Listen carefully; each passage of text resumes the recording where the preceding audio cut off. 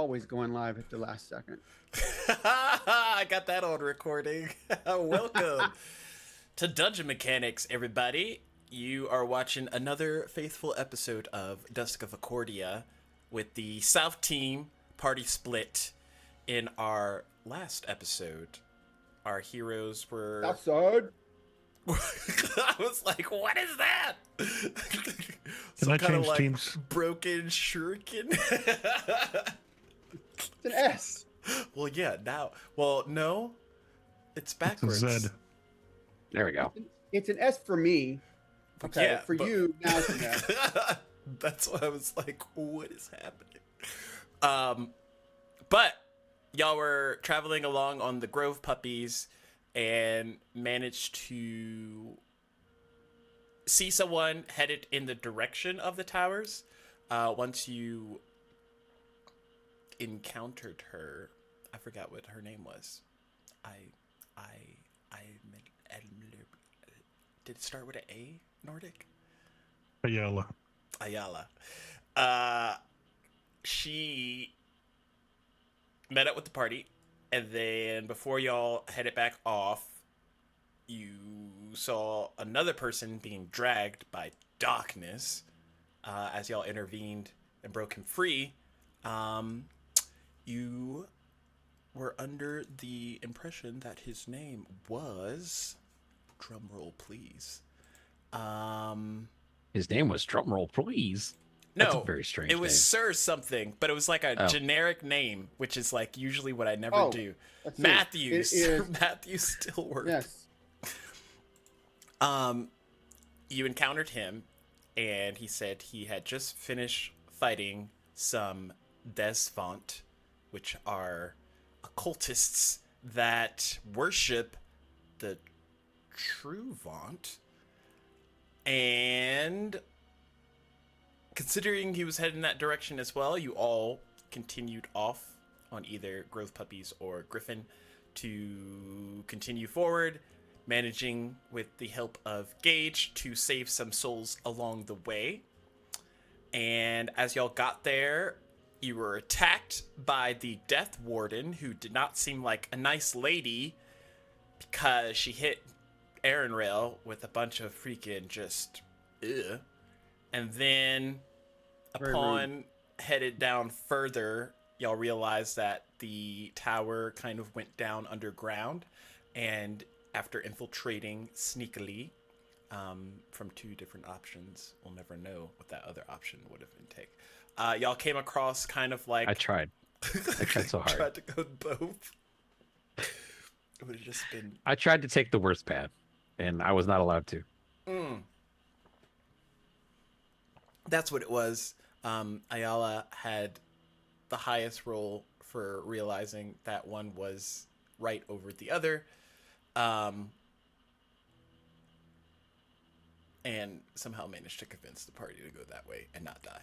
So, y'all made it down. There was some type of generator or generators, multiple, creating some kind of energy field that was drawing the souls to the tower. But after y'all destroyed those, and then it began to explode in the room that y'all were in, and everybody took some damage, most likely, except for Gage, who successfully passed his deck save. Shieldmaster, folks. It's a slept-on feat. 100%. Assuredly. Most It- assuredly. Y'all were able to stop it, and from what the two wardens were able to collectively guess, the souls were kind of going back to return to their bodies.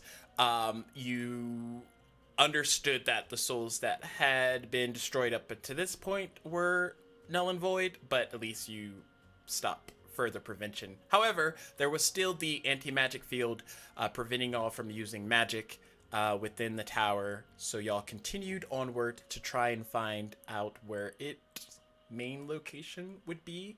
And upon doing, you found pod people in the sides of the walls.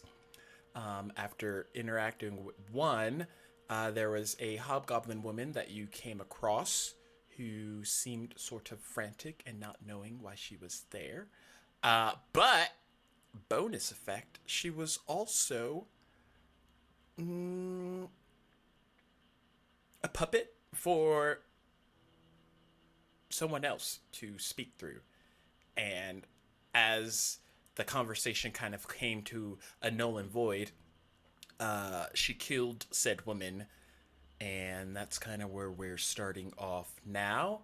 You also found out that the halfling that y'all were in possession of was someone by the name of Lysandra, who, from the party members, only Aaronrail seemed to know of, but he assured the rest of the party that y'all didn't have anything to worry about, and she's perfectly fine.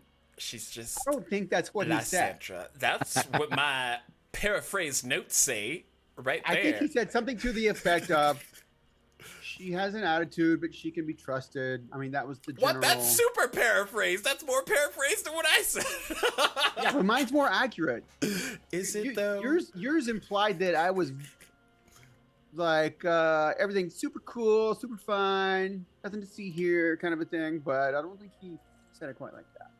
But he was super happy to see her, that's for sure. I'm so glad one of us remembers She's a what long happened. lost friend, even though it's one of those friendships where there were some rocky moments in the past.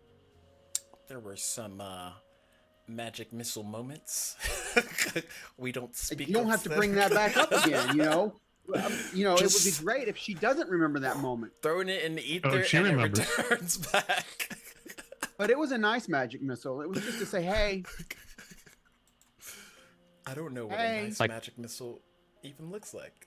it was one where there was no real damage done. Like tapping someone on the Well, shoulder yeah, with a gunshot. because she used shield. But yeah, that is where y'all are waking. That is where y'all are starting today. As y'all stand in the pathway that goes back down to where y'all just came from and further up to explore the tower even more, a deaf warden on the loose and Mother Ashira somewhere within the confines of this dark tower. What would you all like to do? So we had just disabled some machinery, right? And then Yes. gone up, and that's when we had the encounter with the pod person. Mm-hmm. Ha! That's such a common term in this campaign for some reason. I'm not Maul. I mean, Maul is not a pod person. I'm not Maul the Knight. But Aaron Rell is, strangely enough. Aaron Rell is not. Aaron Will is a pod person. Y'all also found out, I forgot to mention, that Sir Stillworth is a follower of Sin, though he is a life domain cleric. Not that you have to associate those, chat. And he is from Accord and not Achordia. So, Mm-hmm. He's from the same place that Annie and Aaron Rell are from. technically. Well, adjacent to neighbors of ballpark frame, you know, because Aaron Rail and Asmodel are from Diadem. He's not Asmodel. Oh, he's Asmodel. He's just not Asmodeus. Yes, he's not Asmodel. I will check that off of my notes, make him Asmodeus immediately at the start No, of he's next Annie. session. He's Annie. Have y'all roll for double initiative? It's fine. All right, let's move Time on. to kill a god, guys. Let's move on. Again? Matthew kind of like leans down next to the hobgoblin woman and closes her eyes. So probably not take any more people out of their pods until we figure out how to safely reverse this.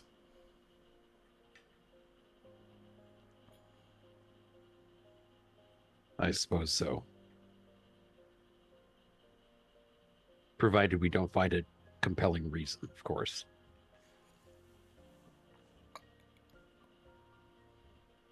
Yeah, if she has some sort of connection or control over the bodies after they are awoken, we definitely don't want to just keep waking them for them to be sacrificed at her whim. Do either of you know who this woman is? What to expect from her? No.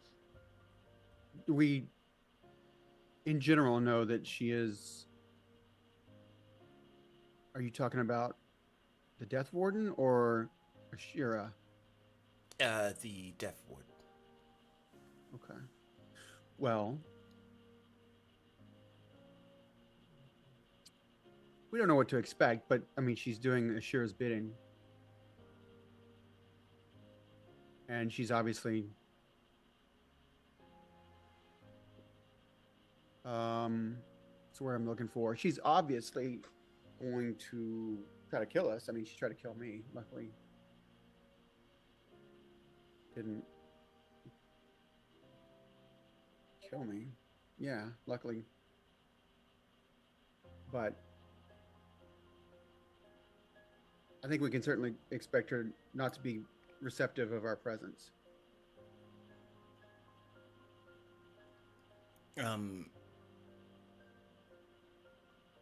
What happens if a warden dies?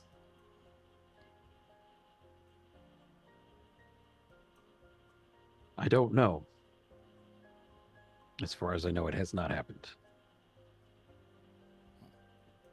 Why would you bring that up? I don't know. I'm like, does Or your is it because you are an NPC in control of the dungeon master and that was foreboding? no? It's because what happens with the title of a warden if they get killed? Well, obviously someone else can be bestowed that title or function. One would assume.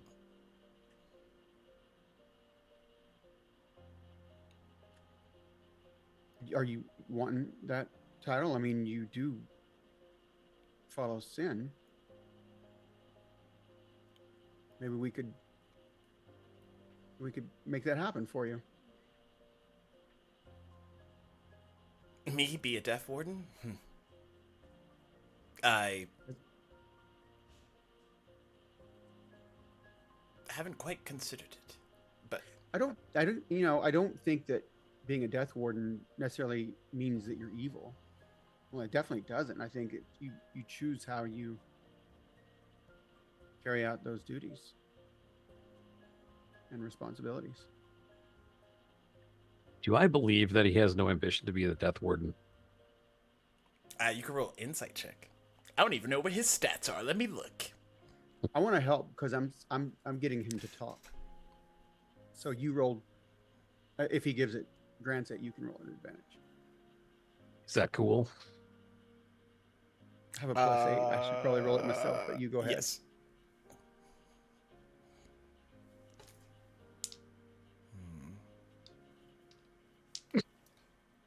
You should have rolled it yourself. I rolled it myself just to see. I rolled a 23. My highest roll was an 11. That's terrible. Yep. And this is a skill I'm supposed to be good at. So you know that's why I rolled low. Lysandra did get a 25. Yep.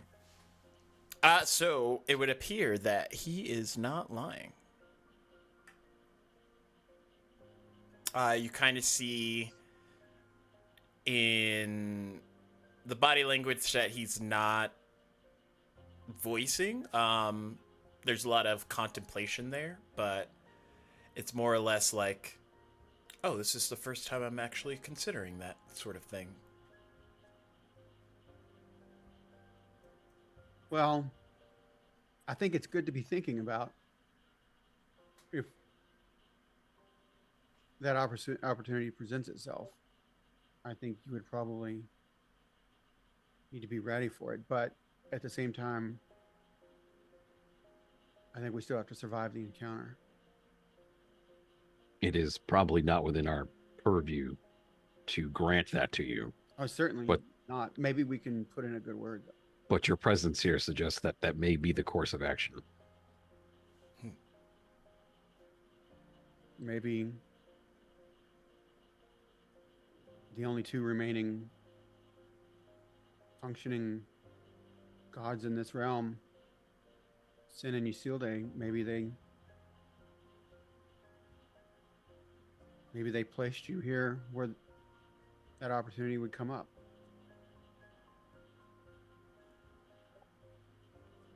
I mean, it would be terrible to find out that Sin and Isilde might actually be incapacitated in some way right now. Terrible. It would have to have been after he was sent to us, though. Yeah.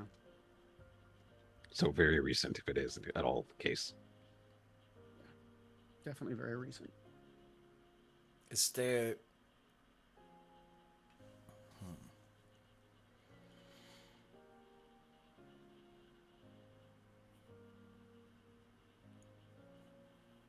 Perhaps if you don't know this particular warden, is there any advice as how to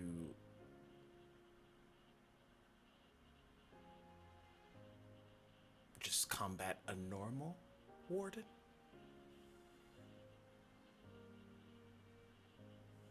Well,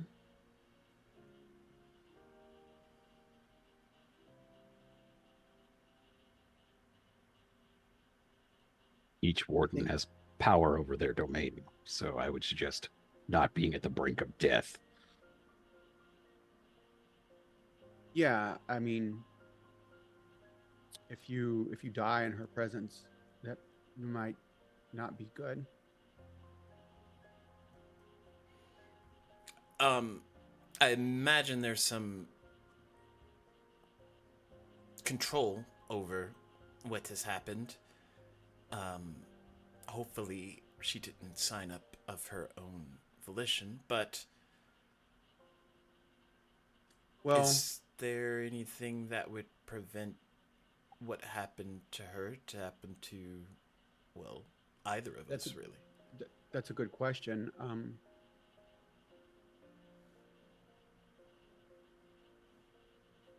Ashira certainly has a corrupting influence. And given enough time, she could probably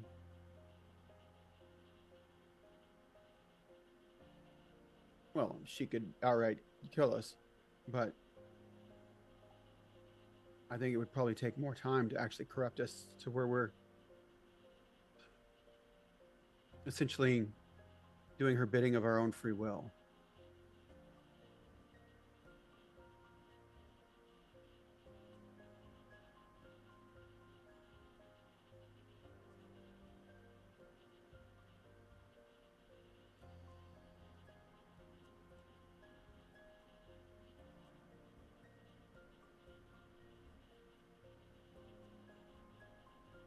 So let's just try not to first. Let's try not to die and defeat the Death Warden, and then see what happens.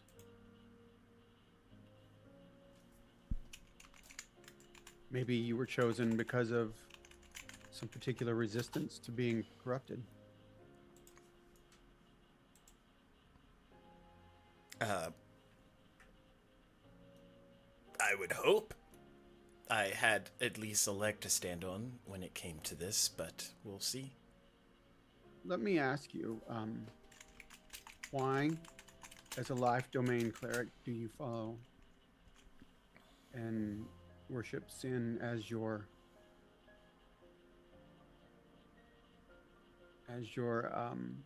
divine source? It's actually a lot more simpler than I care to give merit to.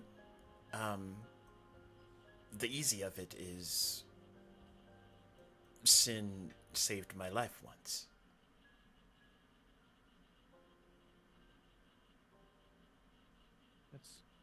That is good enough reason as any.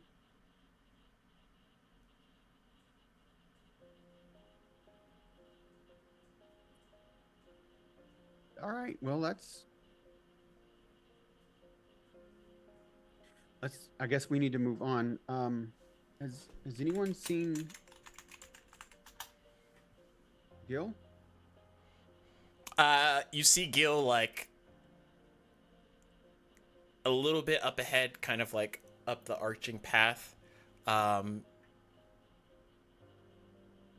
judging the terrain, essentially figuring out if there's a way to navigate around this tower or if it's just going to be go into every room until we find the way up sort of thing. But she seems to have spent most of the time trying to ascertain which direction is best to go for next. Did you say that that machinery that we destroyed, that there were other locations for similar machinery down there? There was like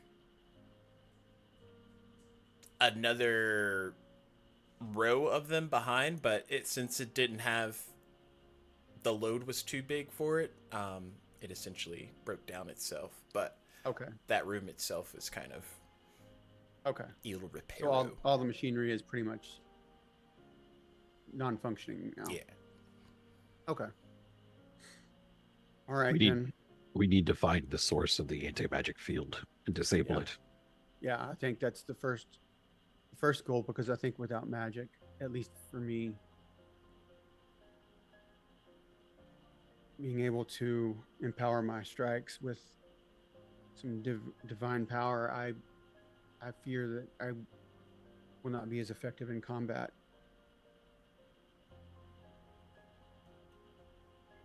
And I know that, well, I won't speak for Lysandra. Oh, please. What's stopping you now? I've never spoken for you. That's one thing I certainly have never done. But I was going to say, I'm fairly certain Lysandra would function better with her magic. Anna speaks the truth. We mentioned earlier this is where we were going to go. All right. That's where we should head. All right, let's continue on. So y'all continue onward. Gil's roughly sure that if y'all head up the arc and go down to the left, there's a long pathway, and at the opposite end there seems to be like a passageway that goes up as well.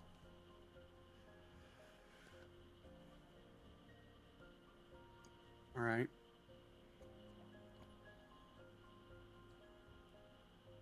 Let's continue on. All right. What is our marching order this fine Avior Dusk day? Lysandra disappears in the middle. Whoever that is. I will follow behind. I will follow behind Gil. All right. Is Gil leading? Or is Gage? Who has the better survival? Gil? Survival? Probably Gil. Okay. I'd I imagine. mean, she is a ranger. That makes the most sense. I am not proficient in survival, so And- almost certainly her. Okay. And while Judge DM might be a really mean DM at times, What? He's certainly Where's this certainly sentence I going? could imagine him killing someone's PC while they weren't here. Oh no, I got plans for Gil. Don't Not on you purpose, worry. anyway. Don't you worry. Your sweet little heads. Rope trick. Where's worried. Gage? If Aaron Rail's directly behind Gil, then Gage will take up the rear. Okay, so it's Gil, Aaron Rail, Lysandra, Matthew, Gage, roughly. Matthew, Lysandra, interchangeable. No. Because Lysandra would be in the middle. So, here we are. The maths. As y'all continue down the hallway, unless there's something specific that y'all need to go over or talk about, you make it to the end without much of a hitch. As you see the archway that goes up, it seems to wrap towards the outside of the tower for a portion of it. So the outermost wall is kind of barren or not existent, leaving you to have to like perch more towards the inner wall as you're going around, and you can see out into the field this like towers creating a dark, ominous presence. The clouds around you are black and eerie. There seems to be a storm or some sort brewing in the under ruffles of the darkened clouds. And as y'all continue onward, the sound from the rumbling kind of quiets a bit more as you get more inside of the tower again, and you see the pathway lead to like another peak, and Gil kind of like hunches down so that y'all aren't just like walking up into this next room. What are you seeing, Miss Gill? Roll perception checks. All right, so I'm good at this, so I expect a 1. Oh no! Can I take a He passive said he's 22? good. Oh, 25. No, I'm okay on this one. A 23. passive 22.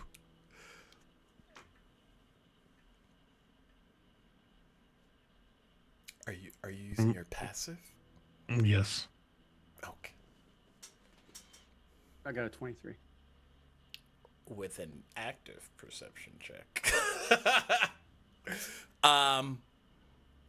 Aaron Rail, you see or hear, sorry, like mumbling. Someone's speaking in the next room, and you see Gil kind of like halt in her position, more or less waiting to see what the next course of action will be.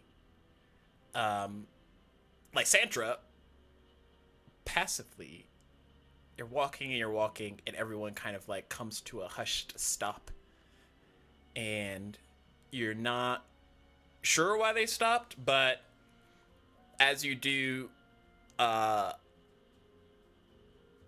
kind of hear that mumbling of like verbal speech up in the room up ahead. It seems to have a heavy weighted tone to it. Anybody make out what they're saying?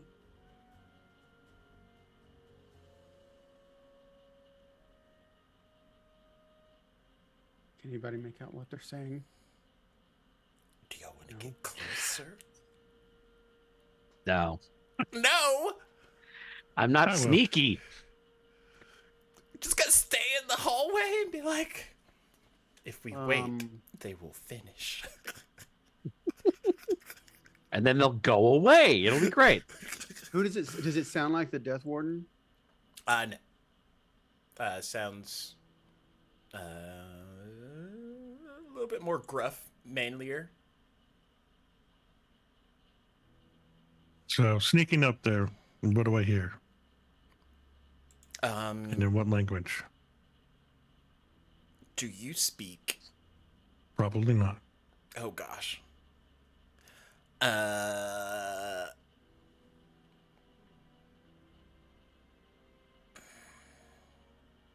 we'll go with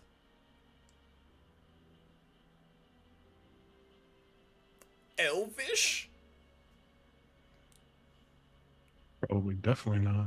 Probably, Where are my definitely language? not. Could have gone with like any number of things.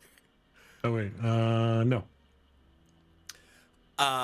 So you hear a mumbling coming from a relatively large man, elven by his ears that you can tell. He seems to be wearing some type of armor or armor adjacent, half plate probably, and he is knelt down, kind of muttering a list of elven phrases, but they kind of have like a mantra or a cadence to them, even if you can't necessarily understand what he's saying. And his voice has a level of desperation and frantic nature to it. Oh no, you're muted! How far away is he?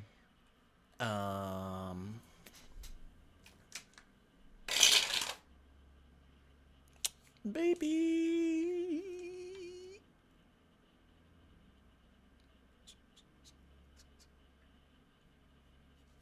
Maybe like 70 feet. That's a long way. I thought we were like 10 feet around the corner. Oh no. He's more nestled towards the center of the room. As you look around, in front of him is a large, like, slab monument. And on it is, like, etched a bunch of different, almost runic symbols.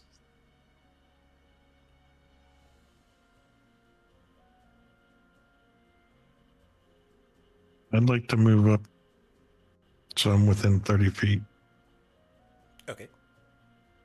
So y'all watch as Lysandra just sneakily makes her way closer. Maybe hiding behind a pillar. I'm gonna follow her. I'm not gonna be right next to her, but I'm gonna stay close enough to where if she gets into trouble, I can assist. I'm staying back far enough that I don't need to roll a stealth roll. How close are you trying to get from Lysandra? 30 feet. Oh, so you're only moving like 10 feet in. Maybe 20 feet. So I'm 20 feet away from her. So that would be 20 feet total. Okay, so you're 50 feet from the guy, but 20 feet from Lysandra. Okay. Mm-hmm. I stay put. Less I move, the better. One I step agree. from Gage. Alarms have been set off! You're at disadvantage. Yeah, definitely. I would say, Lysandra, with your skill set, you're able to get within 30 feet without him picking up on your location. I'd hope so. Not gonna have you roll for that. You just accidentally step on the loud thing in the room for no reason. That doesn't make any sense. But in his head, I'm going to ask, what's all that mumbo jumbo you keep saying? Are you able to understand his thoughts? Yes. Okay. As with most things, at least for the people that have a certain degree of mind development, where when they speak out the words, they generally are also thinking said words. You come crashing into, like, fifth line in of this prayer or some type that he's speaking profusely, but you hear him say, "Oh, hear me, O Eternal One, as I call unto you. Guide my trembling hands to hold the line. Steady my faltering heart to stand for the just. Let your light pierce the gloom where I cannot see. O radiant light, my shield in the shadow, I kneel before you with a heart weighted by doubt. The darkness is vast, and I am but one. My strength falters, my courage wanes." And then he just goes back into...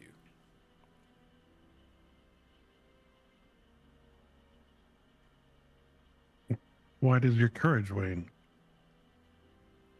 And as he is speaking, your mind is connected to this being, and the walls of his mind begin to cover with a thick coat of blood.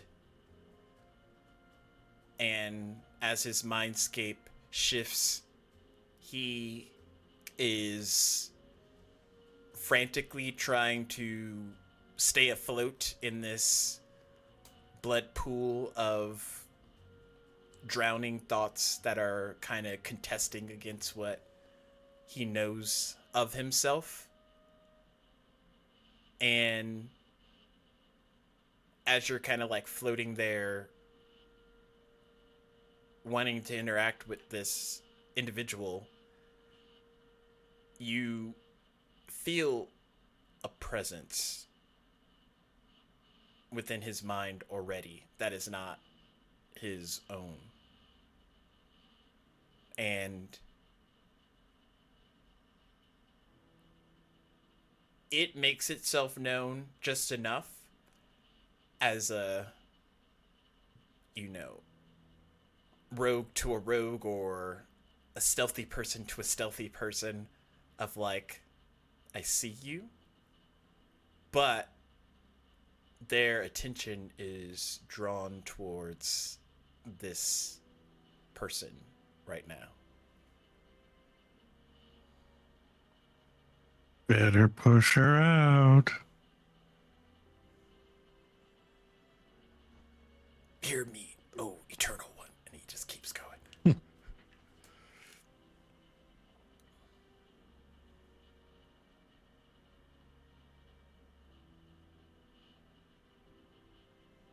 Enro.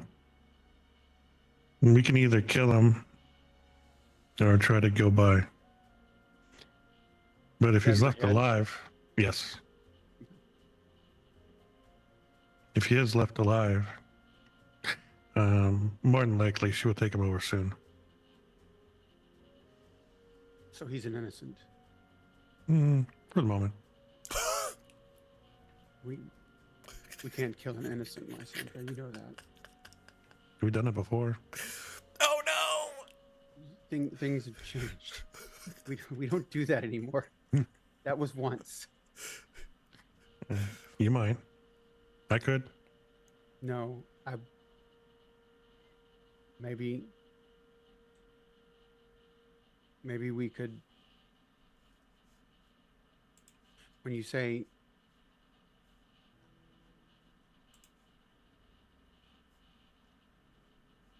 she'll have him, what do you mean by that? There's another presence in there. Oh, in his head. Okay. You may have met her before. I don't know.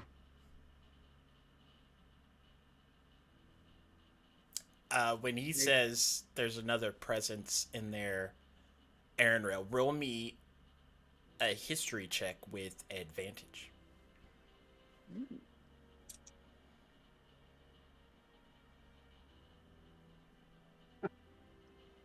-1. on the To history. history? Yeah, maybe you should do an enlightenment check. Those don't exist here anymore. Well, 14. I rolled a 15 and a 4, so 14. With a 14, you get a memory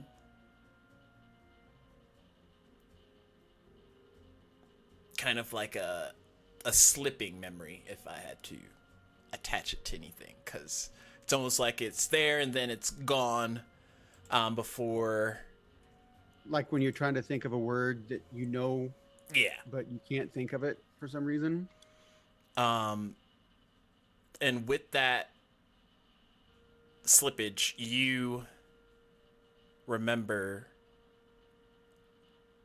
back when you were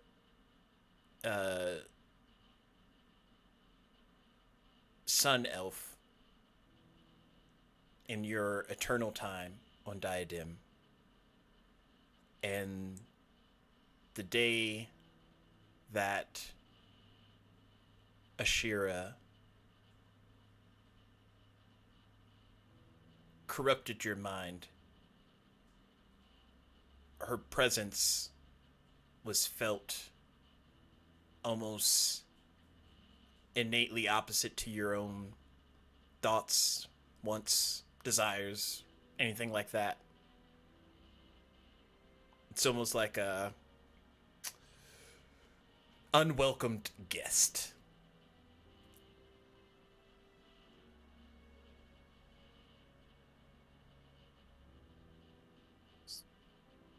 So I remember how that felt, is what you're saying? Mm-hmm. And I'm not feeling it right now, to be clear.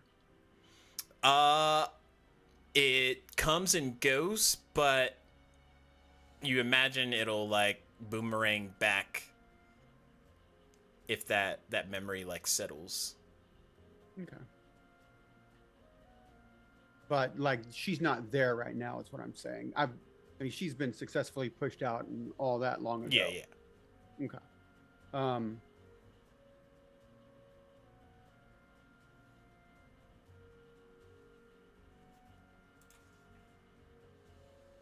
Maybe we can, and I'm saying this to Lysandra and, the mind communication. Maybe we can help him. Maybe we can help him push her out. I think in order I think that's probably the most likely way we can get through this without having to kill him, because we're not going to kill him. He's still innocent, and I don't want to have to kill him later when he becomes corrupted. So maybe with our assistance, we can help push him out. I mean, that's something that you can do, right? Maybe the three of us together, we all have some sort of, maybe Gage can help fortify his soul. Well, get him in here. All right, I'm gonna hand signal back and wave him up, but Here we go. I will, as quietly as I am capable, move up. And I'll kind of walk back a little bit so he doesn't have to move as far, and come as close to the door. And then I'm going to meet him, and I'm going to say, there's someone in that room who is repeating a prayer over and over to try to fight to keep Ashira out of his head and resist her influence. Maybe there's something that you can do as Soul Warden to help fortify his defense against her taking over his soul. Perhaps. To whom does he pray? I'll mind back to Lysandra. Who's he praying to? Well, that's the interesting part. And Well, I didn't ask a name. what was he praying? There are certain beings that maybe you have not come across yet. As many gods as you've met and watched die, you would think there's something far older and far stronger than they.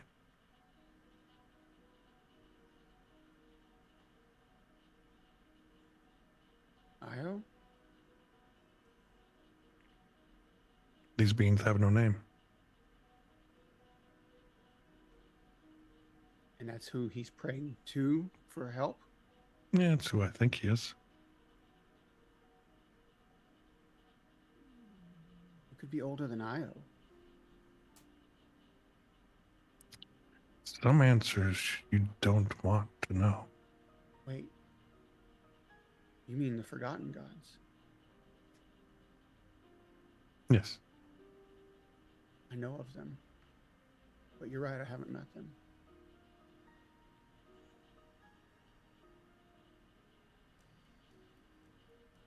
I don't think they're going to answer his prayers. He doesn't have much time. Well, maybe we can help. And I'll turn back to Gage, and he's praying to a forgotten god. It sounds like something about radiance or something. And I think we probably don't have much time the way Lysantris is saying. So I think we should probably go in there. I don't know what I can do as a life warden, but I'll assist you in whatever way I can.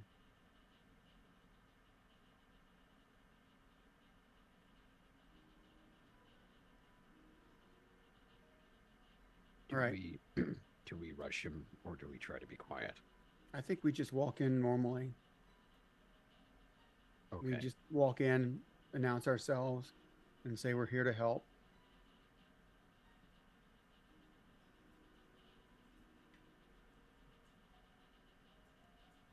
So I guess let's go. And I'll knock on the door and walk in. It's more like an archway, but yeah. Okay. So I'll knock on the archway and walk around the corner and say, "Don't be startled. We're here to help you fight her off." Okay, as y'all walk into this room, there's that pillar with all sorts of like runes and writing on it. Seems to be like a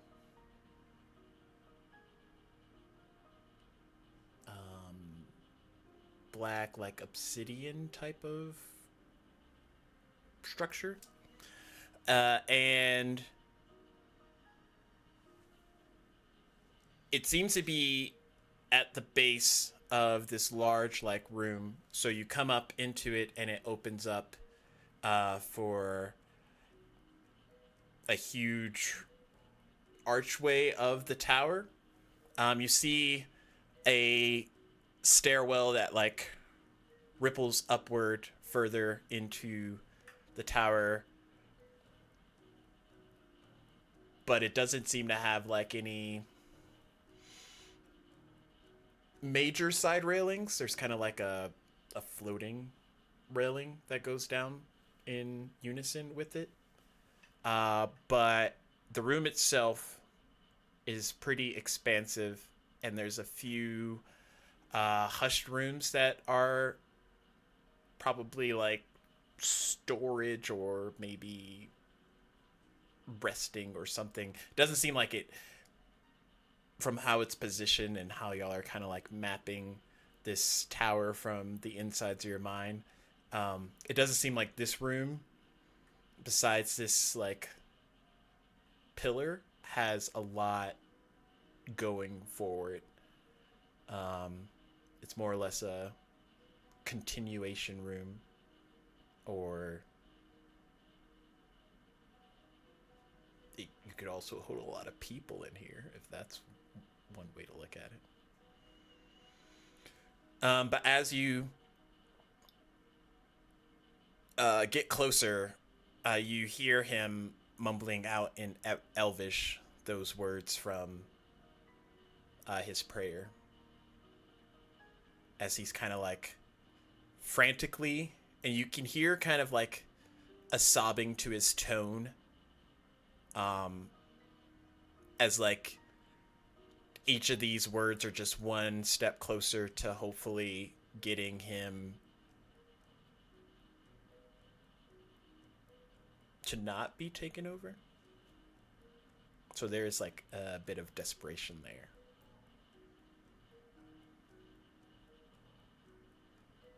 We can help you, I hope.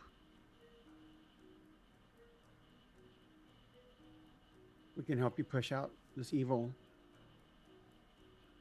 that is trying to consume you. Does anybody besides Gil know Elvish? I mean, I speak Abyssal, Celestial, Common, Infernal, and Sylvan. Oh, nice. All the crazy languages. So I would say... I mean, well, hold on.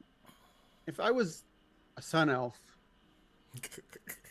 I mean, surely I spoke Elvish at some point. At some point, yes. Do you want to roll a...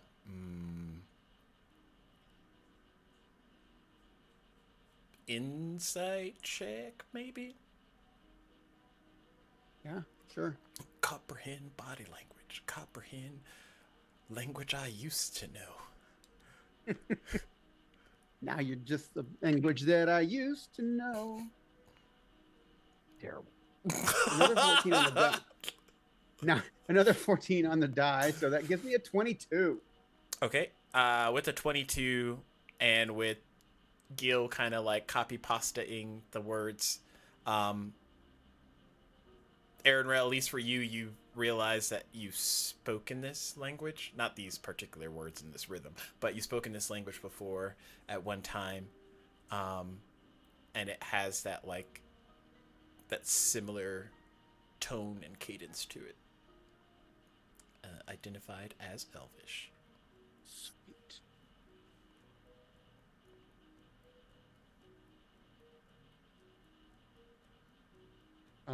So then I think I'll start off. Maybe it sounds a little broken as it's coming back to me, but then as I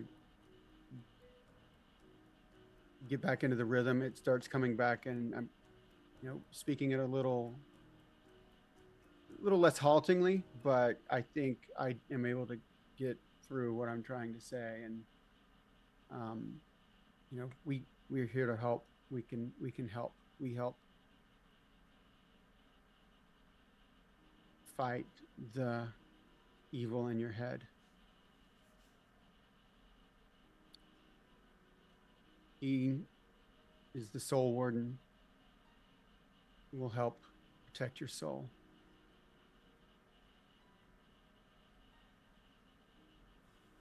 He kind of shifts to a second.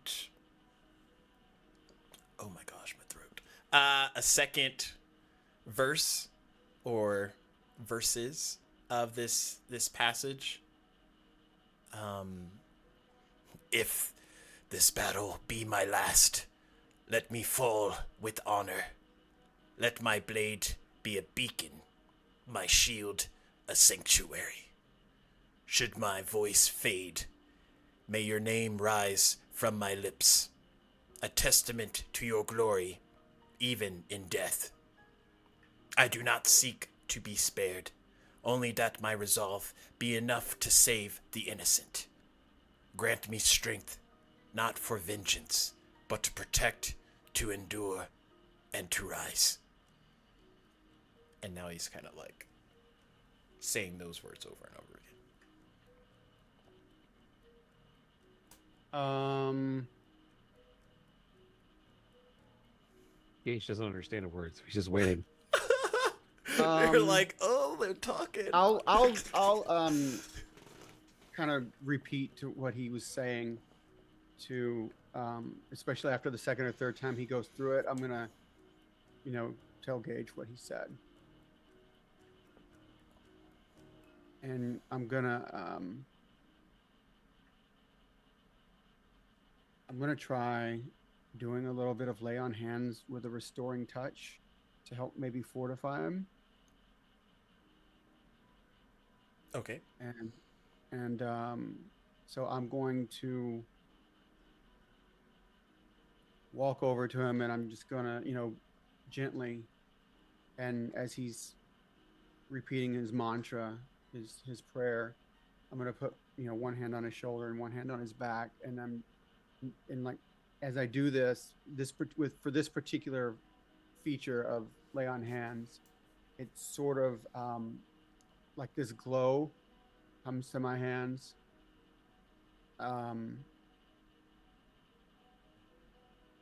And it's like a warm glow, and it just kind of seeps into him and kind of helps. You see hopefully his shoulders aren't drooping as much now. He feels stronger, better able to fight off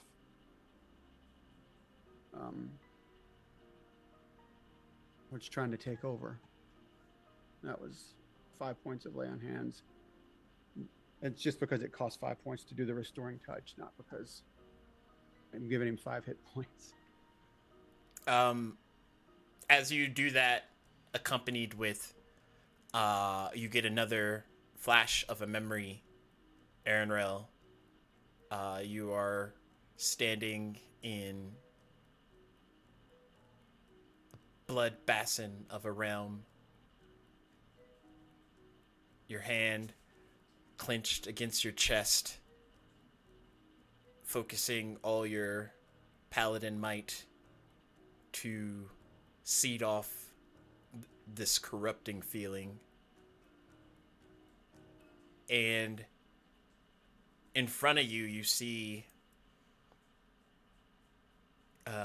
almost like a younger Asmodel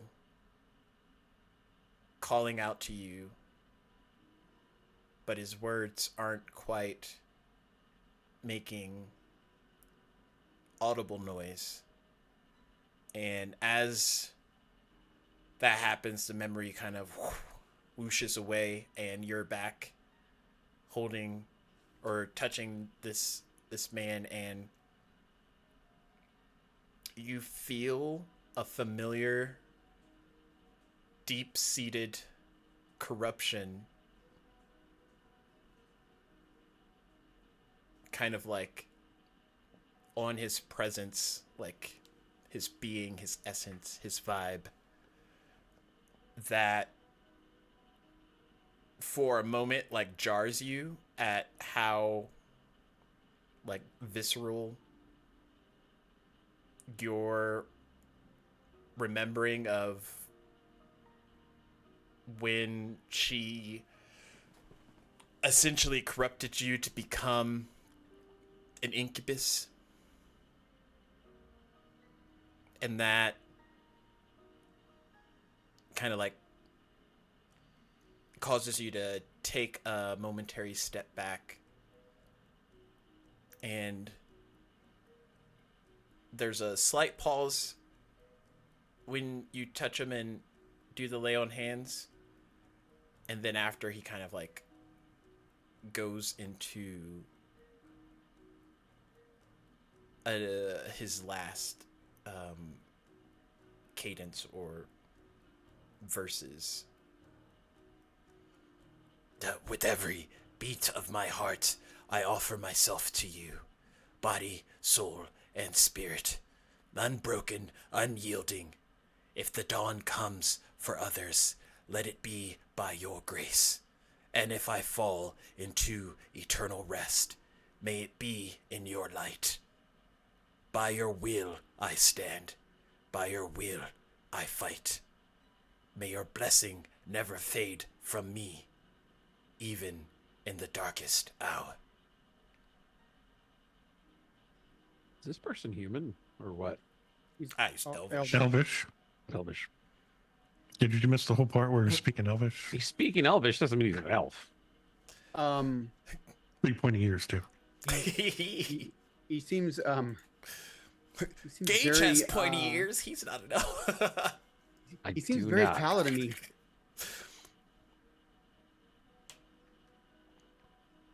Mm-hmm. I mean, He's if you had definitely a to sun guess, elf. Probably. they seem to be in high abundance here for some reason. I bet if you looked at him in the mirror, he'd look very familiar.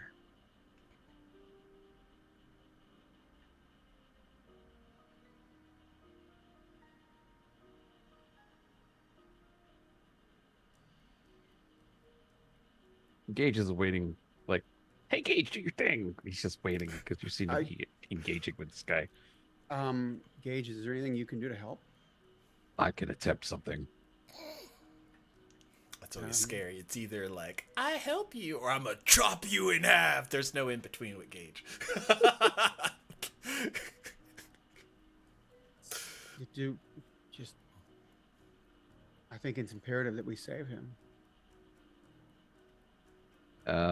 I will touch him, and I will attempt to channel my power into him and fortify his soul against this corrupting influence. How does that look exactly? It probably doesn't look like much. It's all like internal, really. Gage just, put his hands on the guy's shoulders, maybe. Look him in the face, and he says, "What he said, forgotten gods, right? May the forgotten gods bolster your spirit against the corrupting influence. I lend you my aid." And is this thematic, or does it have like a specific effect? That is thematic. I don't have a specific Okay. feature for this. Roll me. But he's the soul warden, so there's got to be something there. Roll me a. Yeah, this is more amorphous soul work bullshit. I can't remember. I think Gage doesn't have proficiency in religion. Gage does have proficiency in religion. Okay, so I could do this without feeling bad. Roll religion with advantage. Is it history that you don't have? Right, history I don't have. You'd What's think, next? but no. It's on the tip of my tongue. 22. Okay. As you do that, Gage, as Soul Warden, you transcend to a place much darker, but as you look in front of you, you see this man's soul kind of intact still. But as you look around, there's like tethers or like very small sanguine tendrils that are all kind of like bleeding towards him.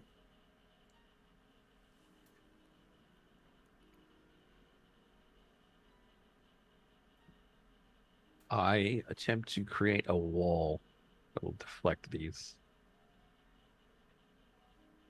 Okay, roll me a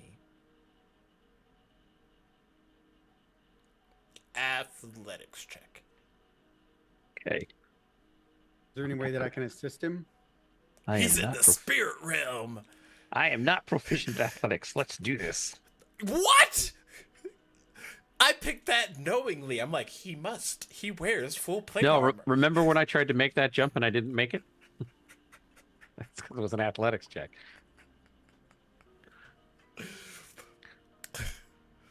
All those years in your tower, Gage. The tower's flying me around. I don't have to do any athletics. 6. No! That's with advantage? Oh, with advantage. Oh. Yeah, let me try again then. Oh, gosh. Okay, that's better. 18. Okay. So, a lot less shameful. God. 6. I was shaking. So while Astral Gauge is fighting off invisible to the eyes tendrils, what are the rest of y'all doing? Are you still linked to him, Lysandra, or did you break it for? I'm still linked. Okay. I'm kind of, if they're busy doing their thing, I'm going over towards the obelisk looking thing. Okay. Roll me a intelligence check. With advantage? Oh gosh! Why would everybody have advantage? We're just really good at what we do. Okay, I see how it is. All those obelisks that Lysandra's come across before in her lifetime. Obelisk master. She's the obelisk warden. Didn't you know? I got a I do 9. now. Oh gosh. Most of it is gibberish, but not like intentional gibberish. There is some type of pattern or something to it, but it doesn't seem to correlate to any kind of like known language, or if it is, it's like a bleeding of languages. But as you're studying it over, towards the bottom, there is something written in an olden text that, for someone who just kind of like looks at it, would maybe think it's like, you know, the obelisk kind of like aging over time. But as you look in kind of this old, ancient, forgotten about language, it translates to you in a way that this and others similar to this are anchor points to the anti-magic field that is basically being pumped out from this tower. So you at least know that these obelisks, as you encountered them, are the cause of why this anti-magic field is going about.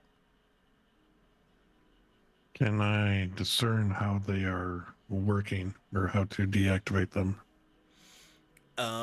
As you look down, there is a guided rune kind of etched into the ground and kind of working its way like a network, a pattern.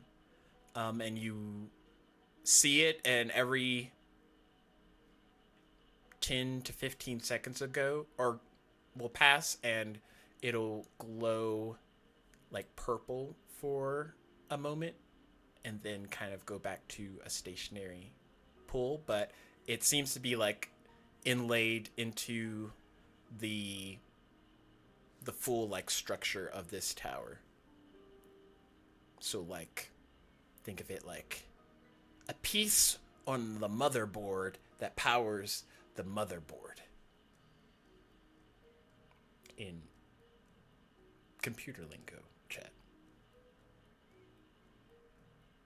Sure, that's what that was. Yeah, totally. That's how that works. You have the part, and then the part powers the other part.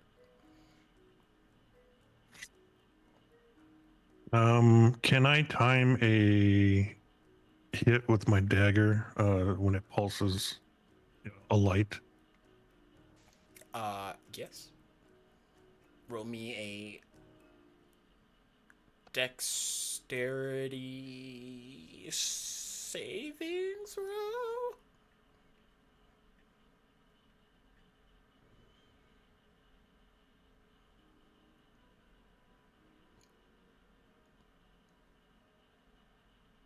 $21. Okay. As Gage is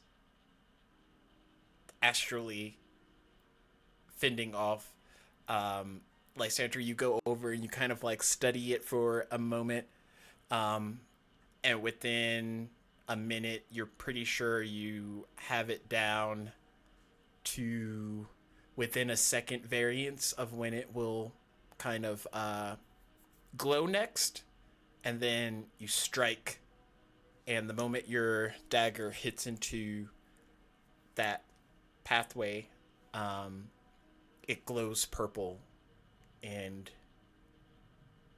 your mind opens up to something familiar.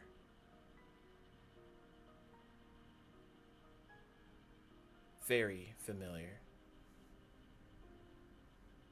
What's Aaron Rail doing? I was helping Gage. Okay, so With- as you see Gage, his eyes are kind of like giving off a faint luminous glow, and it seems But more than usual. Yeah, more than usual, because they normally glow, but these are like extra glow, like nightlight Gauge. And to assist with that, the man's eyes are also glowing kind of in unison to that. Moonlit glow. As I'm doing this, and my passive is at 18, do I see what's going on with Lysandra? You see she was like looking at that obelisk, and then she went and kind of stabbed the ground, but you're not necessarily sure what she's doing. And Doing my Santa things. I think I kind of just accept that. But I am curious. And I'm just gonna, Lysandra, what's going on over there? Is there a big spider or something on the ground? Imagine. And Lysandra, it's like Charlie Brown adults when Aaron Rail starts talking. If you focus hard enough, you probably could decipher what he's saying, but it does sound like it's coming through a very huge distilled wall of just garble. So like normal.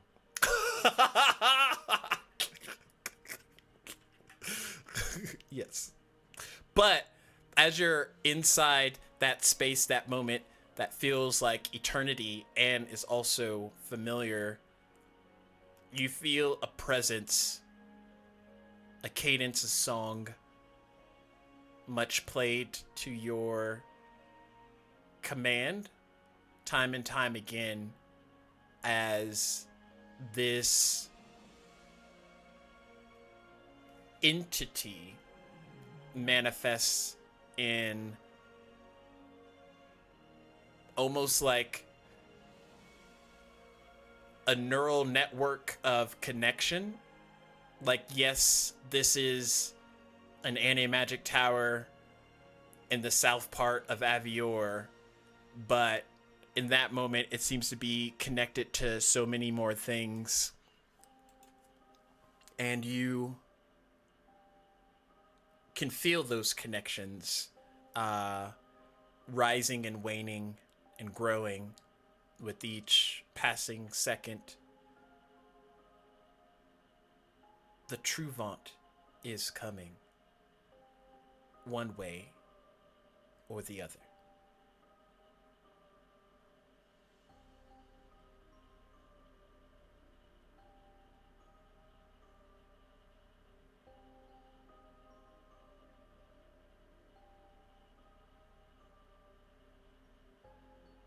Okay, but can you turn the magic field off? Or anti-magic? From what you are able to discern, at least within this tower's purpose or range, these obelisks will need to be either destroyed or roll me a Arcana check.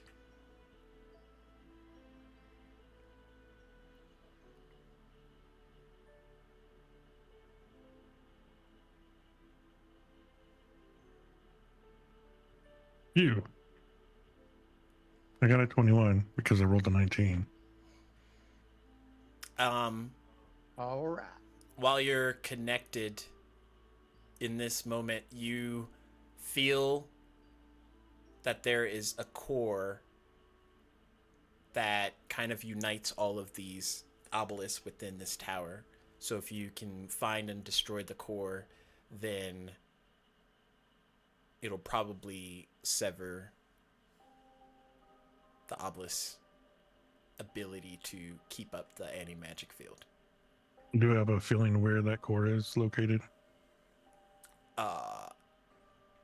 Up. Okay.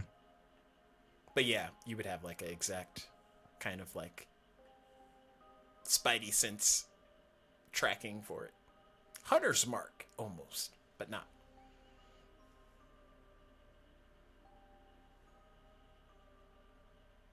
I'll mark it on my mini map and see what the other guys are doing. While that's happening, Aaron Rail, since the others are occupado, we'll come back to Gage here in a second. But you hear footsteps, heeled shoes.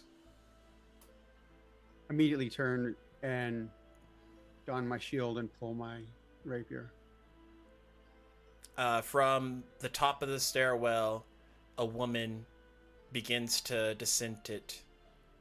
She's not wearing armor or anything crass like what you would expect from the Death Warden, were that to be her.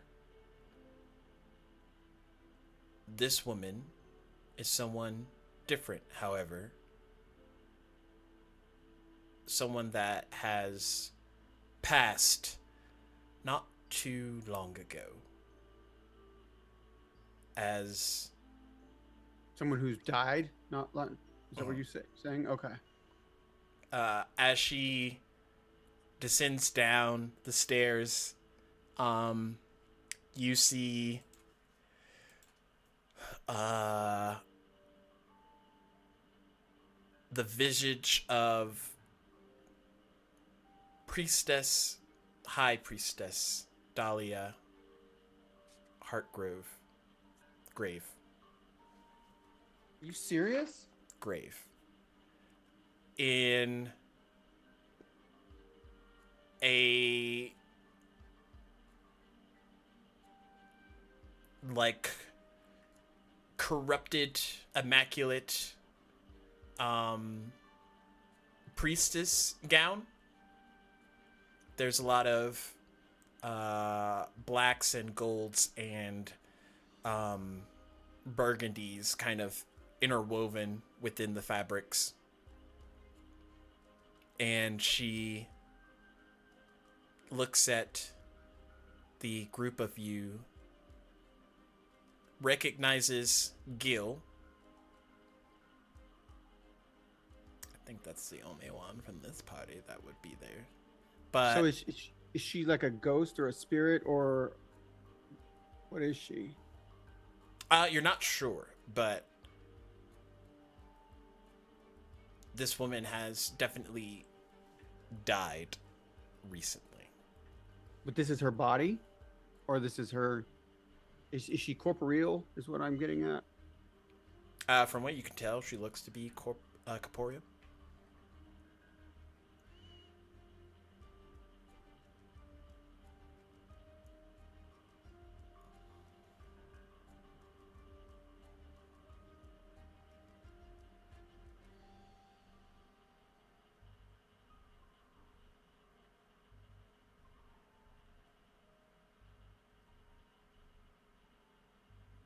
How can I tell that she's died recently? Like, what is giving that away? I would say as a life warden, you would have a innate sense of what is living Okay. and not. That makes sense. Okay. I keep dropping my pen. All right.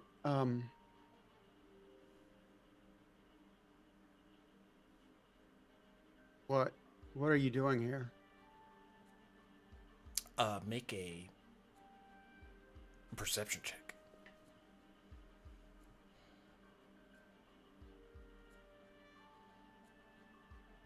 11. Oh yeah, I I rolled forgot. a- Aaron Rail's Every- not perceptive.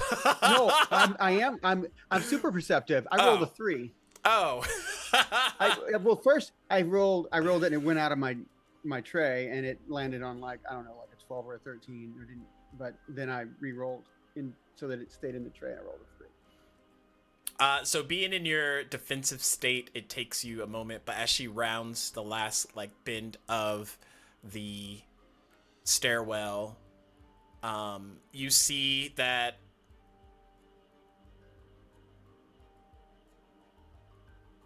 she appears to have been crying recently, but in the marks of tears in life, there's just like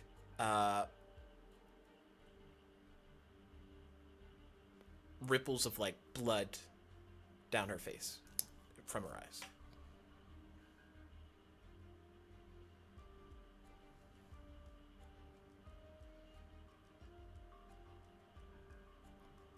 What happened? And she like stops and looks at you. I died. How?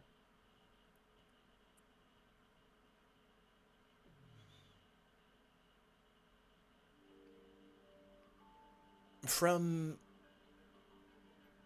a guard of sorts. A warforge. Though it was not his intent to kill me that day.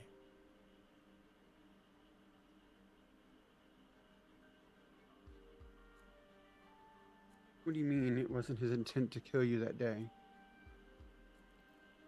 He was overcome, overtaken to strike me down.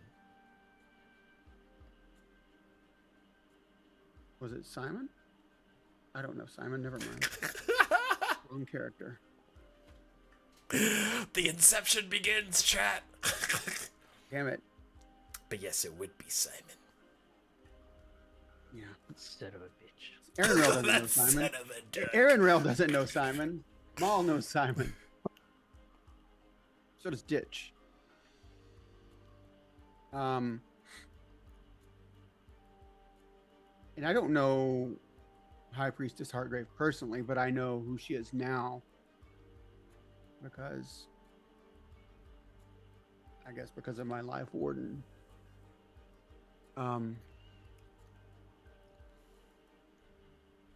What? How is your soul still intact? My soul was used as a bargaining piece in this woven game that is being played. It would seem that I needed to be killed for a reason. But can I tell if she still has her soul? Is she still in possession of it, or is it?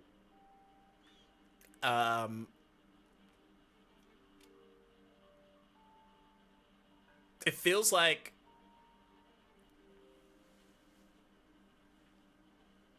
something's there, but it's like locked down or under new ownership.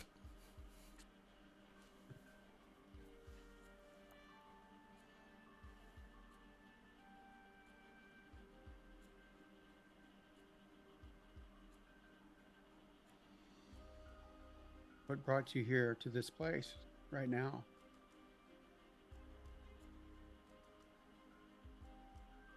I was summoned here after my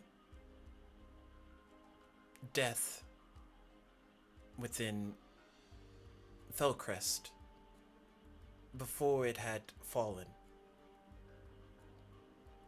I did everything in my power to assist, and she kind of like looks at Gil, the others, to ensure their safety, but there were more hands at play than just the family members.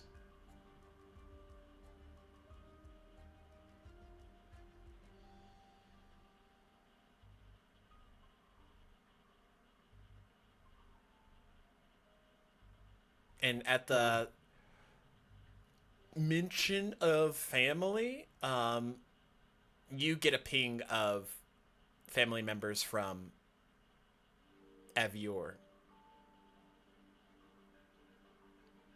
Like Lord Theor and his siblings. Okay.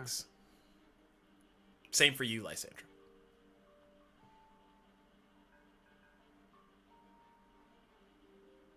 So I'm seeing this too?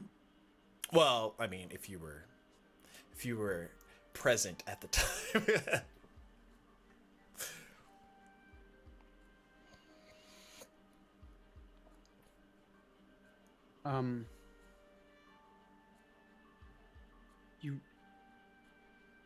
You realize we're not on Achordia anymore. You're on Avior. She kind of like motions. Given these towers, they are all connected in a way. It will allow freedom of movement over vast areas. That's a terrible thing, actually.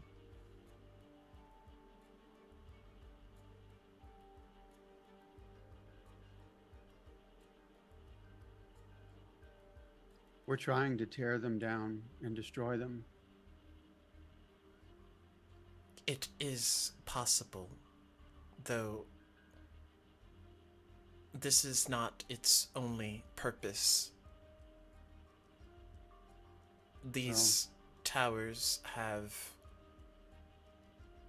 capabilities to transcend through time and space, given enough energy and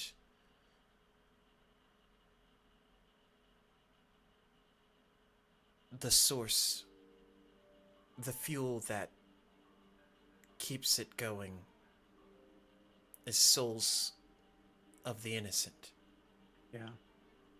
We discovered that as soon as the towers were formed and rose out of the ground, the souls started being sucked. And this one, we've at least stopped that from happening here. We just have to destroy the anti-magic field so that we can bring it down. But there's a death warden here that's going to try to prevent that. Yes. And she kind of like looks at the elf in front of Gage. He came here with her. She fell due to the corruptive factors of Ashira. Ashira has a way of overcoming beings of good intent and those with high resistances. Yes, I know this firsthand.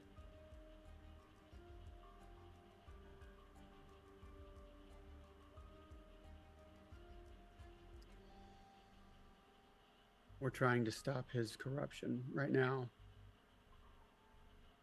I've done what I can to help, and the Soul Warden is doing what he can right now.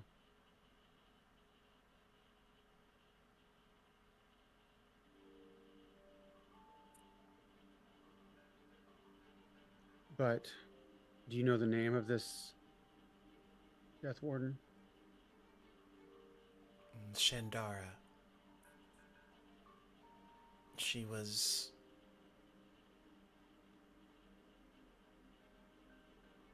a very noble and strict woman of her time. Her sense of duty, much like most wardens, seemed to always come first.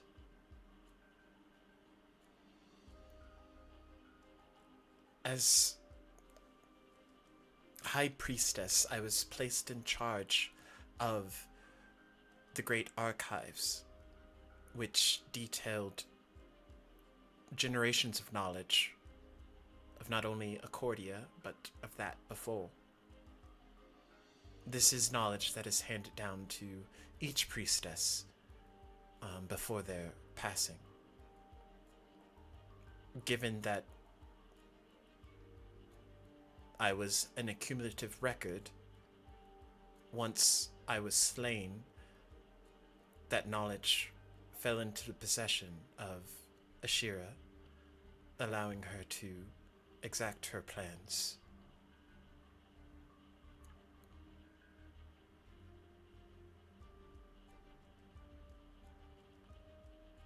Okay.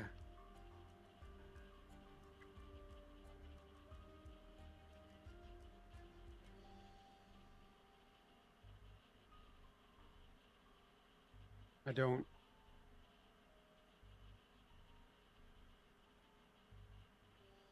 Well, that is something we're going to have to deal with it at a future time. I think right now we have to do what we can, one tower at a time. Hopefully we can save him, and then release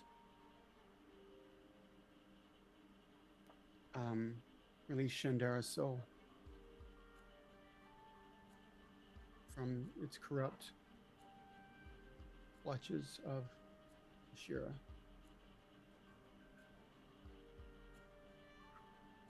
I have faith that this can be accomplished. It must be accomplished. It must.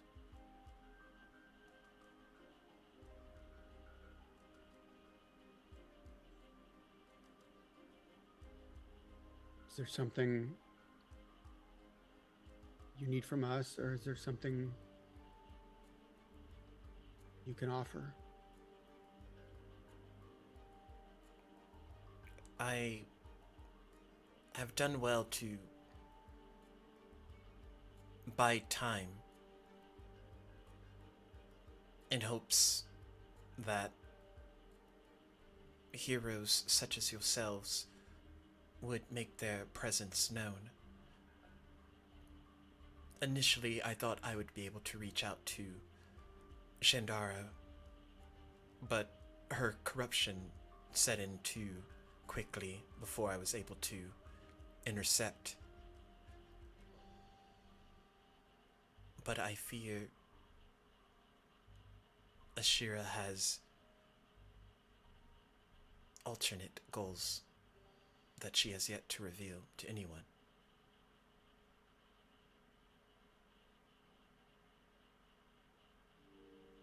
I'm sure she does.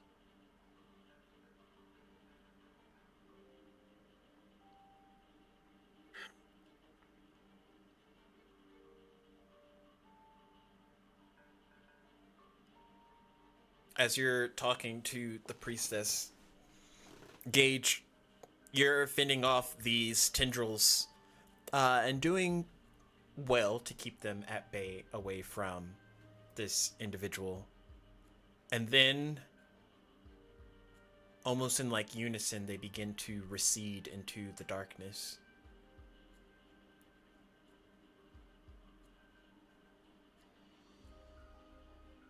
I don't trust it. I am going to continue building the defenses. And I'm going to use the man's prayers to enrune the walls. To use him to bolster himself. Okay. Roll a... You should be good at these! Persuasion check? Okay. That is something I'm good at. Is that one also with advantage? I would say for your Soul Warden, this is what I'm good at. I would give it advantage. Okay. Don't fuck it up. One fucking it up. Coming up. Oh no. No. 21. Okay. While it's receded, you begin to bolster his defenses, using his words as manifested runes within his mindscape. And you see him start to surround himself with this, like,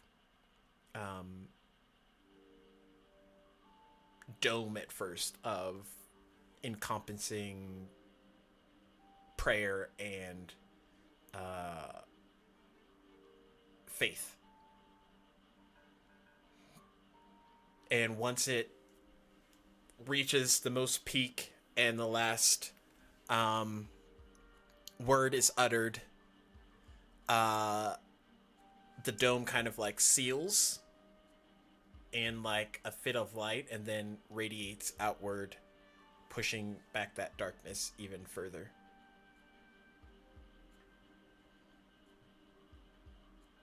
And then you're in this floating like sphere with this elvish guy.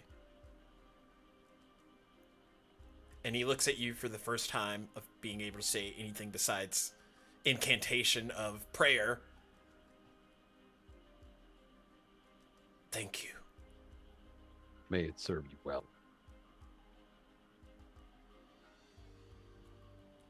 Lysantra, you are absorbed with this knowledge about the Truvant and its connecting factor. And as you come out of the contact with this point, you realize that you're no longer in the room by yourself or with the people that were just there, as you lay eyes on the priestess as well.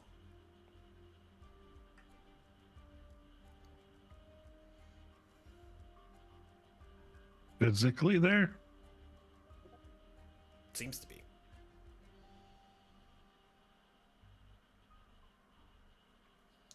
What's everybody else doing?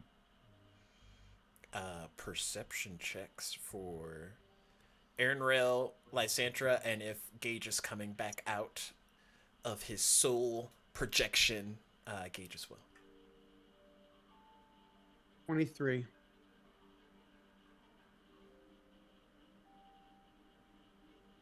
Perception. 24. 22. Why are y'all so good? Let me roll for... No, he's not good. Oh, wait, no, he has really... No, that's the priestess. Let me switch character sheets real quick, chat. Theoretically, Matthew should also be pretty good at perception. 13. Or, he could roll like Savage. These dice are for killing, not for perceiving. With that, and probably because they're, at least for two of you, a more connecting factor, you see Gil and her grove puppy get engulfed in a sphere of blood before the blood bubble bursts and Gil is not there presently. And the priestess kind of looks over, frantic. She senses a champion.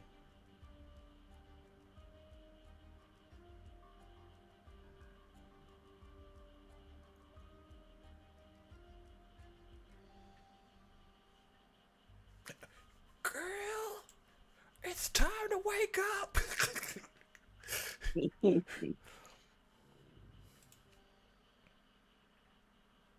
Gee, do you mean Ashira?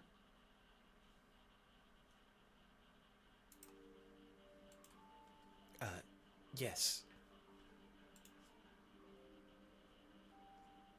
Oh gosh, the blood.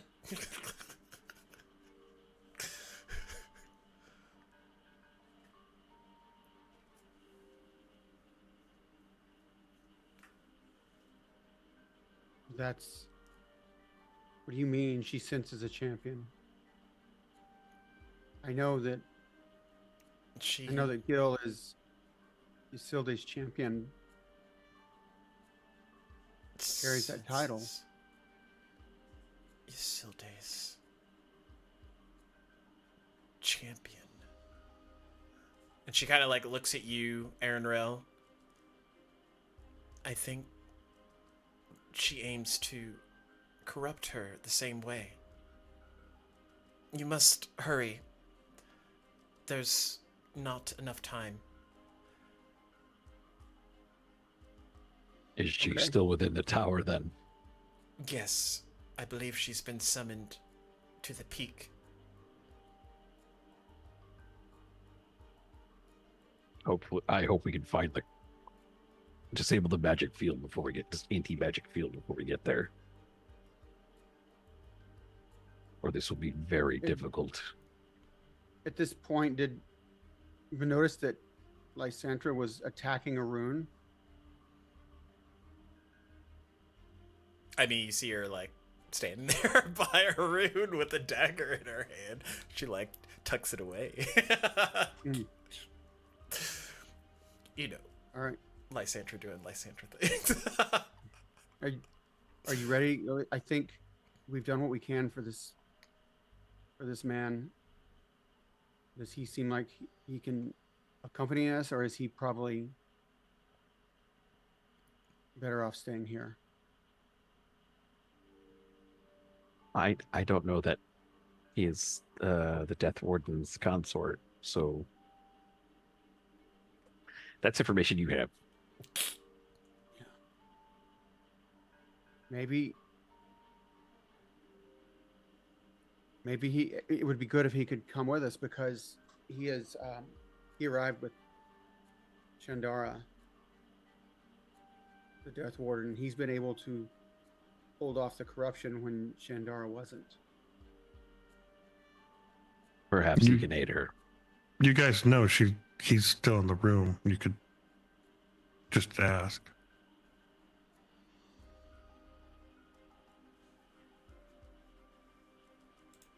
I'd rather just assume. No. The High Priestess.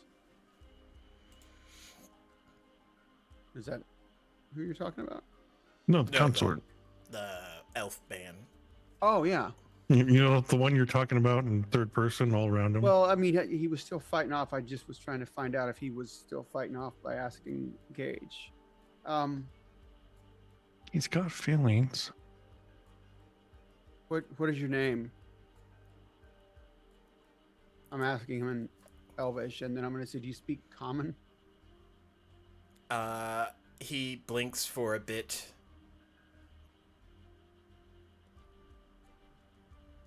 Elrion. My name is Elrion.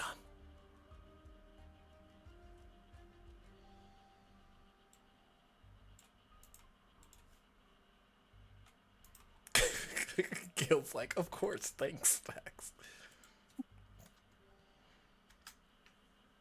And Aaronrel, you would know that Elrion loosely translates to radiant flame in like Elvish. Right. And her name translates to inevitably corrupted. Are you capable of trying to save your warden? I will do anything in my power. Obviously, you're aware that the corruption has taken over her and she's no longer in control. We may need you. And it may turn out that the best we can do is release her soul from Ashura's control. But that may not mean saving her life.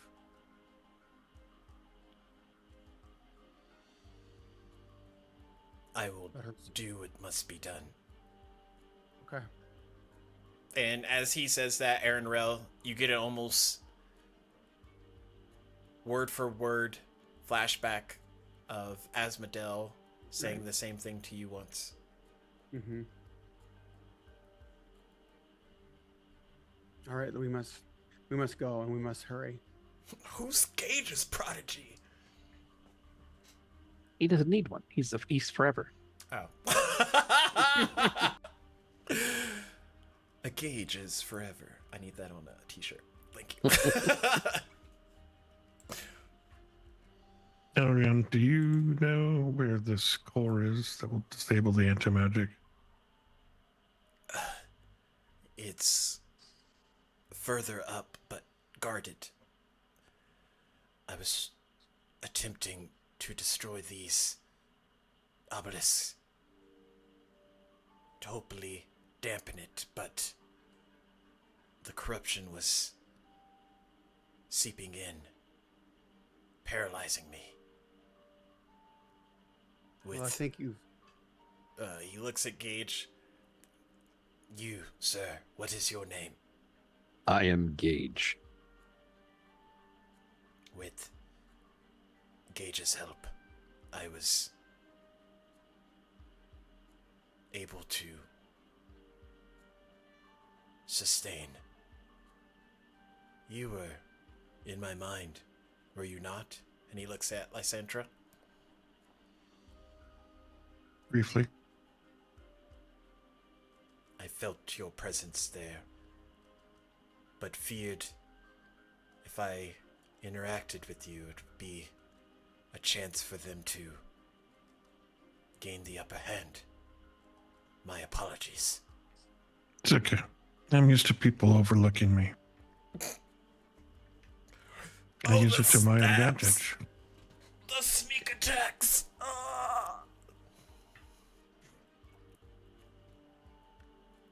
All right, let's move upward and disable this anti-magic field. Otherwise, I don't think we're going to have a prayer in defeating the Death Warden. What guards the core?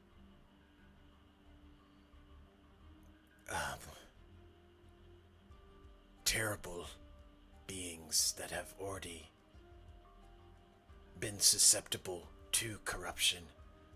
I believe they call themselves Baelors. They wield fiery whips and large swords and have capabilities of flying.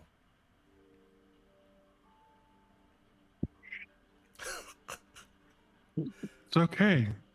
Aaronrel's used to dealing with them. Ah! Demon spawn! How many of them are there? I counted 4. A manageable number. Perhaps. All right. Well, regardless, we have to we have to dispatch them either way. So let's go. And I take off walking. We have to save Gil as well. So as the two wardens, the cleric and Lysandra, head up the stairs, that's where we're gonna take a quick break. Hooray! can I do something first? Let me do something first. Oh, As Aaron, I'm going to in order to kind of get a better idea of where we're headed, is there still like an opening out into the air, like along that path? Yeah. I'm going to briefly fly out just enough to where I can get like an angle on what's above us and see what I can see. To get some kind of idea of how far we need to go. And what seems to be about half a mile up, you see towards the peak of the tower the storm kind of like brewing from its central point, clouds erupting out in all the encompassing portions, flooding the skies.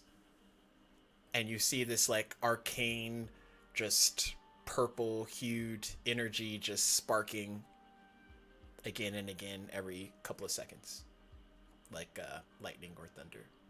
so where we have to go, it's half a mile up there where the core is. Kind of.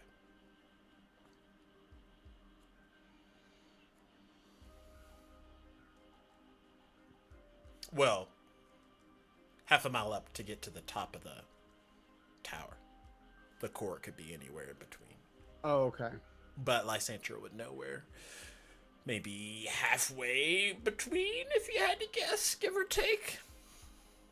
More up than the lower portion of the tower?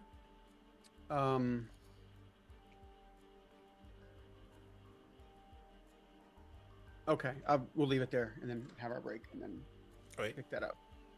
So as that happens, go get your energy drinks or coffee and see us back here shortly. Okay, bye.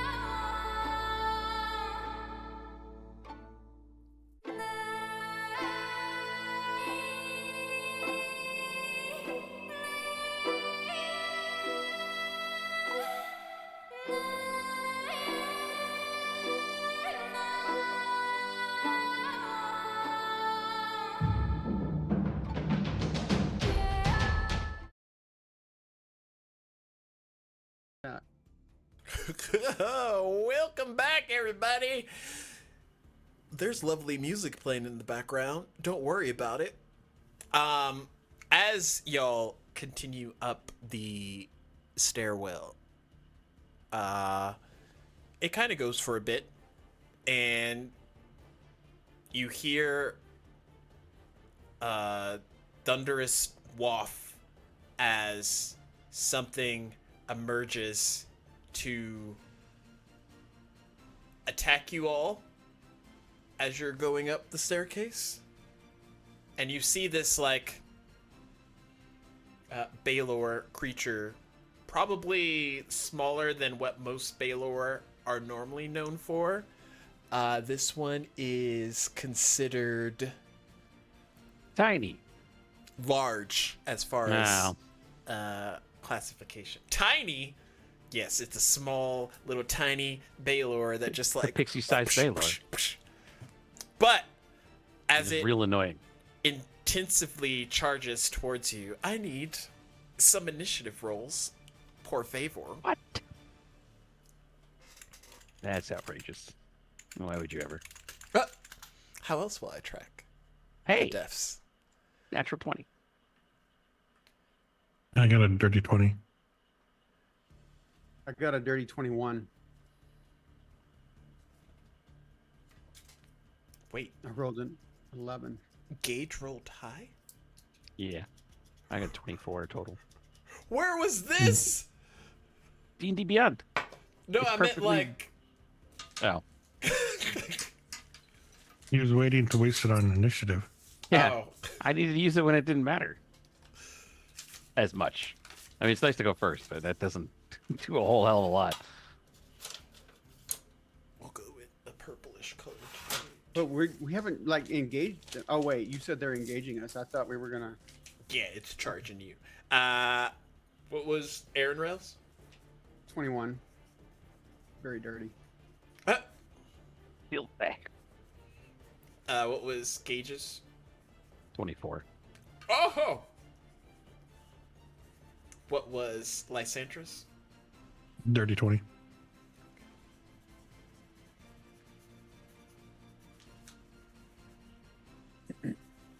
And Gil got... She's totally back now.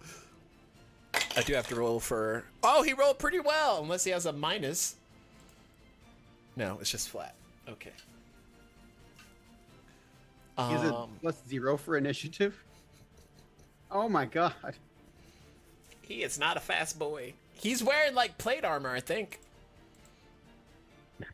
No, he's wearing chainmail, so, yeah. Close enough. I forgot about the circumstances. I was sort of like, I'm going to cast... Oh, right. As this creature comes down towards you, Gage, you are the first to see it. And hopefully get within range to attack. Is it, close enough to the ground for me to do that? Because I don't fly.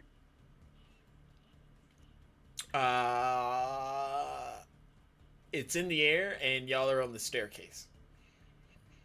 Uh-huh. And can I reach it from the staircase, knowing that my reach is 5 feet? Yes, if you go over the railing a little bit, just whap it while it flies by. Awesome. Cool. Before Doesn't I feel have precarious at all. attack the stairwell the next round, that won't be me. Why would I do something like that? I will assault the Baelor Okay. with my Holy Avenger longsword, which I assume still works like it should. Yeah, most of the properties, like the normal damage effects of it. Okay. Click. 29 to hit. That hits. Damn. No slashing, etc. That just hits. No, I'm joking. That would be terrible. That would be a terrible sentence to say. For the next What? creature. Did I not also get? It's been a while. It's been Do a I not- while. Do paladins also get like that divine extra radiant damage, just all the Yes. time, With that Or is sword, that- you do. or is that a higher level thing? Divine smite when you hit. Expend Oh. spell slot. No, not that one. I forgot. Gage is now a baby paladin. Like level 9, it's great. It's totally awesome and not at all weak. Okay, I don't think there's any extra damage on that. So 11 slashing. Okay. And then I will swing again because I can do that. Oh gosh, I just realized I read something. 29 again. And the minimum amount of damage, 8. So effective. And that's totally my turn. Well, I will step to the side to make sure other people can reach. Okay. Yeah. I'll make sure other people can also get the thing. It's my turn. Next up is Aaron Rail. I'm going to, since I'm already in flight, I'm going to fly up and meet one of them. It's only one. Oh, it's just the one? Okay, so I'm going to fly up and meet him, and I'm going to attack him with my rapier. Let's go. 24 to hit. That hits. Oh, he doesn't Rolled a 1 on the damage Longsword die. have? 11. Oh, when you hit a fiend or an undead with it, the creature takes an extra 2d10 radiant damage. Oh, yeah. Assuming that property is still active, It is. I have more Is that damage to roll if I can. Magical property? I assume so, since It's a it's a divine. magical It's a divine sword. property. It's a divine property. It comes from gods. It's a holy property. Yeah, you take extra amount of damage that I'm just gonna totally write down and subtract from this HP total, just to make So you 11 feel good. on the 11 for the damage on the first attack, and second attack 17 to hit, 17 just hits. Thank and goodness. 18 more damage, Wow. and Oh, like dog shit. what do I have? Bonus action. Can I bonus action? Stop being a butt. Can I bonus action give my 10 javelins to... Oh, you could drop weapons as like a free thing.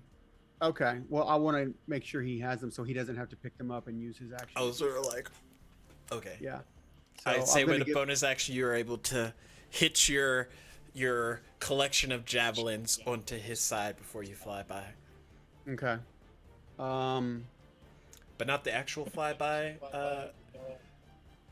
technique. Chat as freaking Matthew swings at a fly. No, I'm joking. Yeah, so that's going to be my turn. Okay. Next up is Lysandra. I guess I will shoot him since he is up in the air. Okay.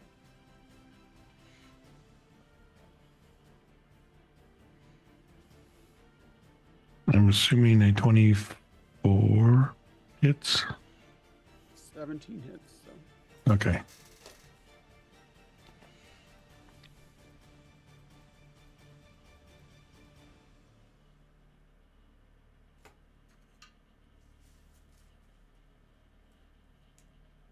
He's engaged with you, right, Aaron Rowe? Mm-hmm.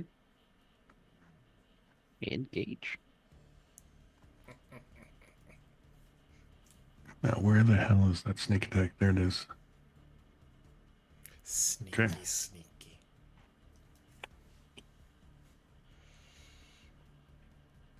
Oh, rogue still can rogue even with nerfings of magic. Thank goodness.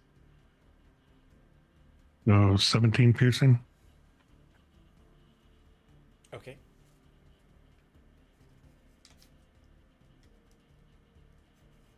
And just in case, I will bonus action hide behind Gage. Okay. I need Or a 26 of stealth.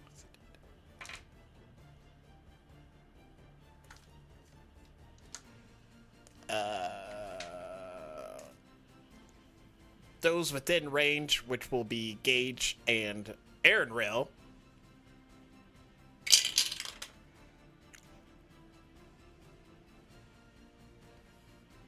Who got which? I was just gonna roll a flat one, but I kind of wish. I'll roll it twice, and then I'll roll which one of y'all gets which. What just happened? I don't understand. I was just gonna do like flat damage of y'all take this amount, because when you're in range of the Baylor, you take persistent fire damage. Mm-hmm. But I rolled max on the first one. Odds are even, Aaron Rail. Let me roll it on D&D Beyond.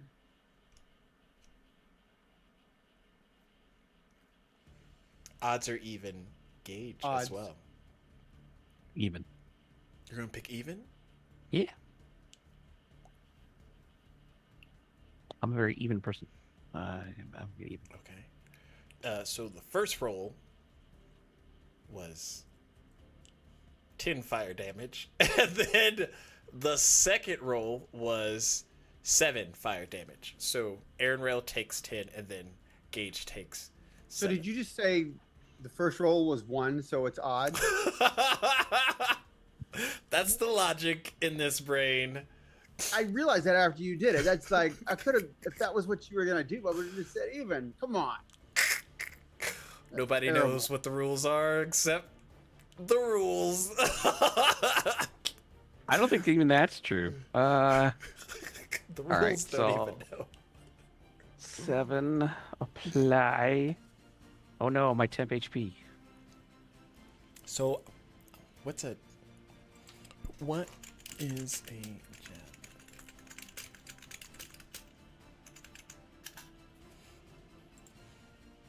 Aha, D6. So he's gonna see if he can hit this creature. Ooh, maybe. Yeah. Dirty 20. D6 plus strength. 9. How many did you give him? 10. Okay, so he has 9 more. If he runs back to the bottom of the tower, I'm sure he can recover that one. Or just yanks it out of the... Yeah, it's sticking out of the side of the. I suppose Baylor. this one's stuck, but potentially. Oh, gosh. Well, he doesn't. We don't Well, want him to jam get it close. back in. He's a cleric, so that's his action. Every little bit counts. For the Baylor's turn, he's gonna whop. Odds is Aaron Rail, even is Gage. And then his second attack will be... Oh gosh, it's towards Aaron Rail. The bullying has begun. Does a... Let's see if they gave me cracked out stats. Multi-attack. Oh, only a +8. That's not too bad. That actually sounds reasonable. Ow, that hurt. So, I have a new rule that's in place where minions That I don't just made do up. Fucking roll a crit nat damage, 20. but I just rolled a nat 20, just to point it out there. So, instead of Do you taking... recall who was the most? Who in the entire Dungeon Mechanics channel was the most against this? You're feature? getting the benefit. It's not a boss. It's fine. I'm only rolling this once, but you know. Were this a boss? I don't remember what this was. And I rolled pretty decent. Okay. Aaron Rail, you take 16 points of slashing damage plus 3 points of fire damage. As it kind of like slashes into you, and I'll just flavor it as a cadence from the lick of his whip comes and sizzles your back. his next attack is going towards the staircase. Now, if I do a nat 20 on a staircase, y'all are fucked. Just saying. Okay, no. He does a minute amount of damage to it. The staircase starts to wobble a little bit. And that's the end of his turn. Back at the top, we have Gage. What's it made out of? Hopes and dreams. Gage with Ow, Aaron Rail that does on not deck. sound very sturdy at all. Especially not in this place. Attack! 24 to hit. That hits.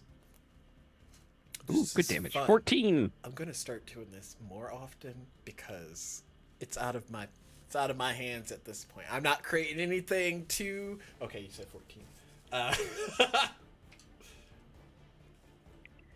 Attack again. Oh. That's a 30 to hit. I don't think I critted a 19. I wish I did. And then damage. Ooh. Oh no, that's a 6, not a 9. Damn. 13 damage.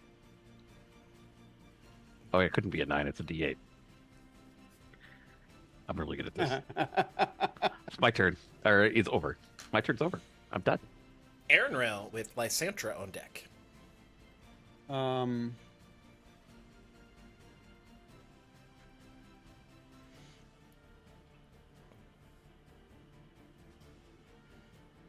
First attack with the Holy Rapier. 29 to hit. That hits. 16 damage.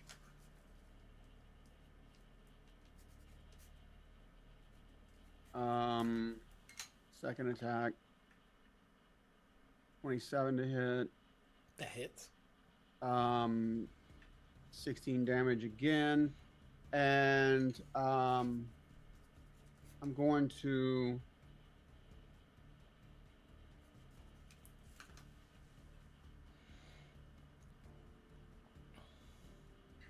I'm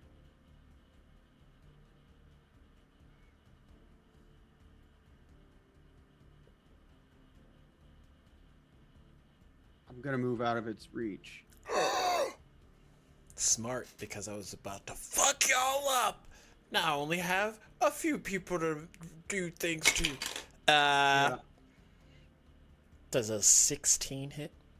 it does not. Okay. So you're able to move out. Oh, I forgot I could do that. I'll try that next turn. What? Oh, never mind. I could shove as a bonus action with my shield. If I knock it Yeah. prone, it falls. Ooh. Dude, it fell. It would fall, fly back up, and shoot more fire. Yeah. But not until he hits the ground. I think it'd be a round of falling. You have to fly back up. Let's see. I Maybe even think, dash. yeah, that's the end of my turn. Okay, Lysantra with Matthew. I'll see what he does. Another javelin attack. You're still in melee with it, right, Gage? Yes. Okay. So I hit with my little bow, so Lysandra just peeks out from behind Gage.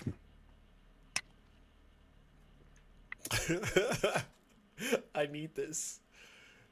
Just big intimidating Gage, and then small wee little Lysandra. Peeking out past his knee. 24 piercing damage. Oh gosh, and she's doing so much more extra damage. Yeah, it's almost worth sitting there and tanking the fire damage. Yep. Okay. Anything else?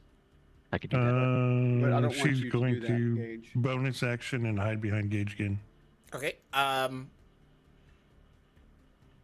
Matthew's turn, he's gonna throw a javelin, completely whiff it and miss, and just go. Whee! That one he'll definitely have to go run down to pick up if he wants to. Fetch. On the Baylor's turn, Oh, that would have been a great command. Fetch. he's gonna move out, arch a little bit, stay within, engage to Gage, and shoot out a fire burst in that area. Seems very magical. How far did Aaron Rail move away? 40 feet. Okay, so Lysandra, Gage, and Matthew make me a dex save of at least 15. But it doesn't matter because you take damage unless you got some stuff that makes you not take damage if you succeed. Then it would matter. This is how I kill. What's his face? 18. Oh wait, there's another guy. I'll say he's. If I'm behind Catch Gage, up. shouldn't I get his bonus from his shield mastery? Wait, you're a paladin, so you should get a bonus. The paladin, well, the in-range paladin should be given a bonus to. You do have a get- +3 to your saving throw. Well, I mean, like, I don't take damage. At half them. Wait, don't you have evasion, or are you not Is your that rogue high level high enough for that? I think I am 1 level away from evasion. I don't see it on here. Oh. It could be buried in all this. Oh, text, Gage but- is engaged. Congrats.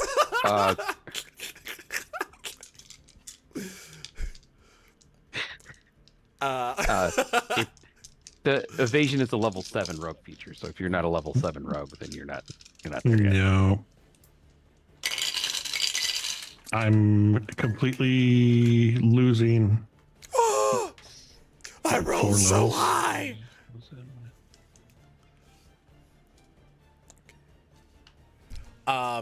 15 was the DC. I will use my reaction to take 0 damage. Okay. I'm going to use my reaction to share his no damage. Duck behind the So- shield. Lysandra, what did you roll? Oh, I got a 18. Okay, so you take half of 29, which is 14 points of fire damage, and I have to see if Home Slice McGee saves. Take. Oh no! You forgot to have him attack this How round. much? It's only a +3. No, he whiffed. Oh. Yeah, +3 for Gage's aura. I got a 14. Ah! So he fails.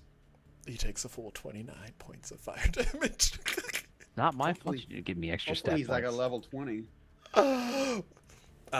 In last episode, Matthew went down, and I think Gage pumped 35 points of healing into him. No, so it's not Gage. Who did? It was me. So 35 minus 29 is what your boy's looking like. It's a bit toasty. Oh boy. Welcome, Elmer Thud Games. We're doing some Theater of the Mind, lesser Baylor attacks to the party. Hopefully, the NPCs don't die. And the party He's is killing us stuck in slowly. and the party is stuck in an anti-magic field.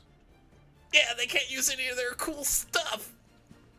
I will just roll twice to see if the other guy that's what you would have hit, and he would have for both. So I'll just roll some damage to help out. Do some subtractions.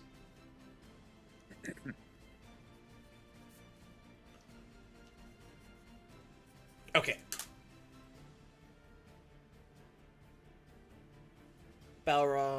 Baylor did his thing. Took up his action. Gage, it's your turn. Aaron Rell, you're up next. After. I attack, and it will go well. For a change. No, it's been going well. I shouldn't say that because I'll screw it up. 18 to hit. That hits. Slash. 9 points of damage. Okay. I'll swing again. Okay. It's a 26 to hit. That hits. 12 points of damage. Stopped. And then this time, I'll remember to use my bonus action to shove it. Because why not? Oh, you're gonna shove a Baylor? I think Yeah. Oh no. fairly decent strength. Also, we'll stick to those odds evens. So My athletics check was at a 12. you take 3 more points of fire damage gauge. Oh. Right. 9. A 12? Okay. Yeah. I just need. That to didn't go whiff very it. well. I just need to fail miserably when I have a +5. Please don't. At least he's not proficient in athletics checks or acrobatics checks. So this will be that plus that.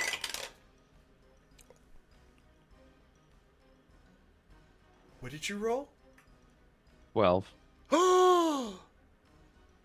I rolled a 13. He just makes it. As you like, oof, and you feel like he was about to like give, but his wings like back more pressure, and he like forces himself to stay in place instead.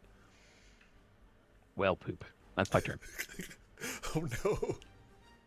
Trying to knock him out of the air. Aaron No Rail. such luck. All right. As he sees Gage, try to bash him with the shield, he swoops in from behind and does a big attack with his rapier. Okay.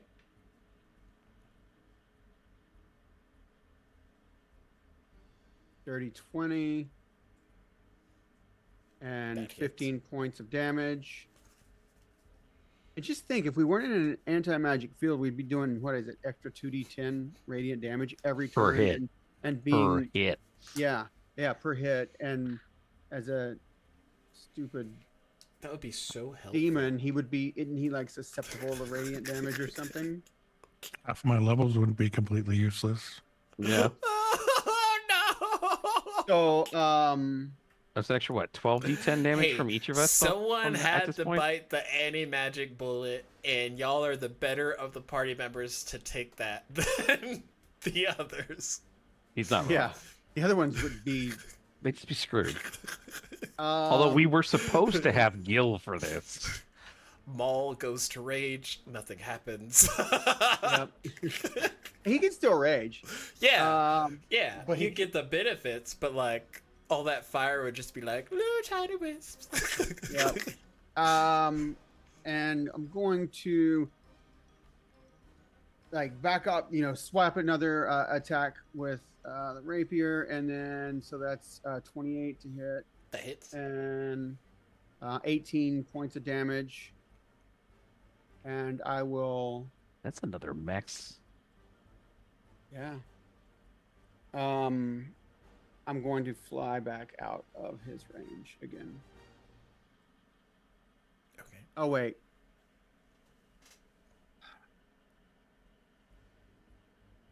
Waiting. I'll take it this time. You get out this time, Gage. Okay. Oh, do you think Gage's gonna die? No, I don't want him to I think we're gonna take turns tanking the damage so that we can keep Lysandra with her sneak attack. I So mean, you're staying I'm in place. Yeah. I'm still on those temporary hit points you gave me. Yeah, Gage is doing well. Oh, you do? Oh. Yeah. Well then hold on. If you still have your temporary hit points, I'm backing off. Okay, so he's gonna whap at you. 15 to hit. No. Okay. Cool story. Whose turn was that? Aaron Rel's? Lysandra, it's your turn. Guess what I got? Nat 20. Nat 20. Yeah, how do you do those? I just have you re-roll it. dice No, twice. in this new age of gameplay, we do max roll and then roll again and add your modifier once. Oh, Okay. And what about the sneak attack? Is that rolled separately? Max sneak and then roll your sneak again. Oh, okay.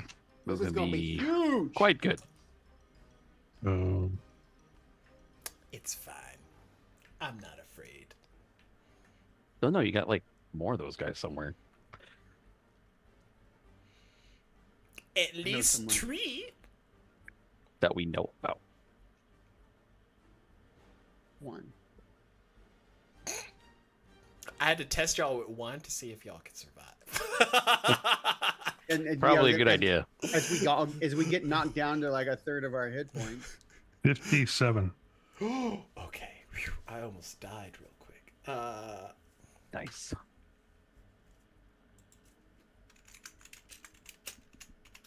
You stab him with the dagger as your off bonus action. Just bap. Oh, I'm using a crossbow. I'm not an idiot. Oh. Okay. It looks rough. Anything else?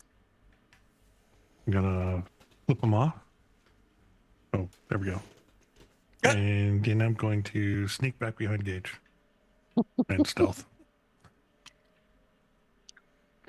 You. Hopefully he doesn't look for. Seeing that he's in a fit of desperation, he is going to wail at the staircase.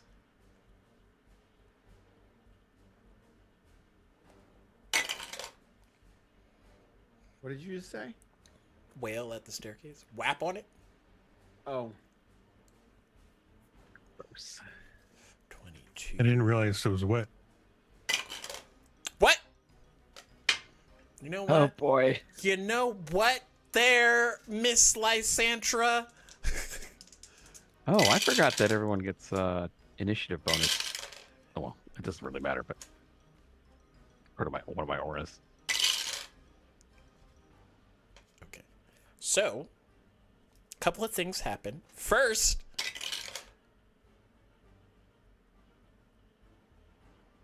Gage, you take 4 more points of fire damage. What? Second, the stairwell collapses. Wait, I gotta roll for home slices first, because they would have went before him. Nope, that's gonna be a big whiff. Oh gosh. rolling so poorly for him. There we go. He's not But used we to have- throwing javelins. Okay, there's we like a have ledge like 5 feet down. It's fine. Oh my gosh! Okay. So this Baylor on less than less of his thrones, just in a fit of desperation, just whaps at this stairwell, and you feel it like crumble and shatter. I nimbly step out of the way. Into air? I call for I call Night Feather. Okay. There are currently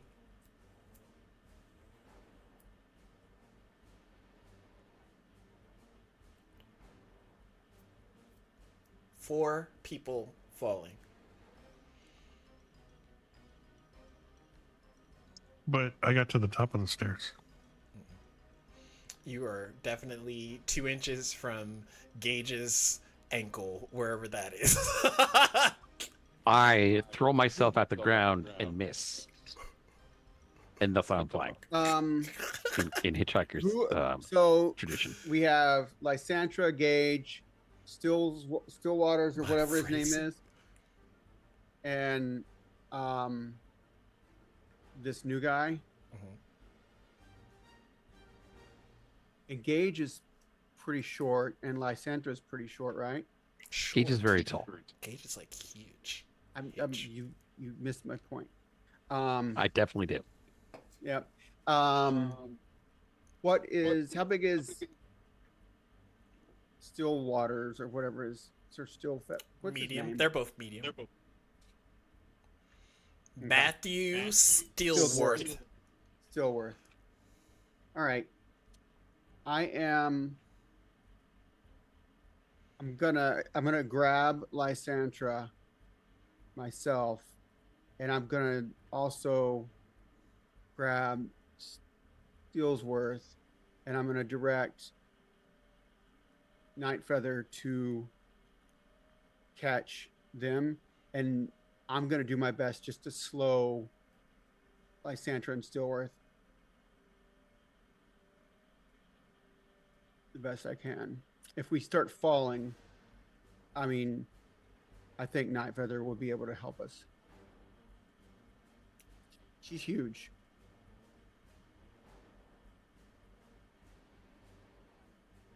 So Nightfeather's going for the two paladins? And I'm grabbing Lysandra and Stillsworth. Okay.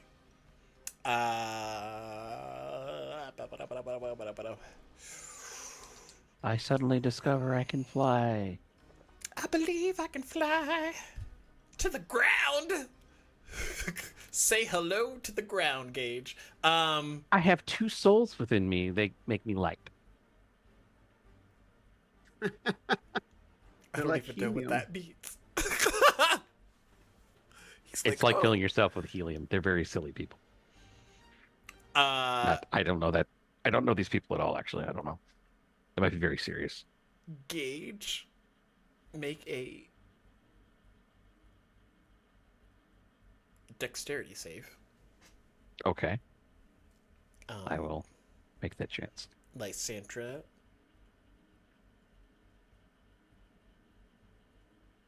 Make a dexterity save. And the, I am in proximity to Aaron Rel, right? Yeah. believe so. Oh, why is he rolling like crap? It's +5. They're trying to kill my boy. Gage gets a +5 and Lysandra gets a +8.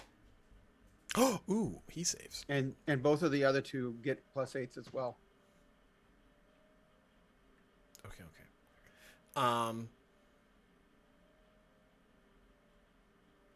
So to play out the scene, the next round ends up being a smattering of the stairwell, shards of it going all over the place.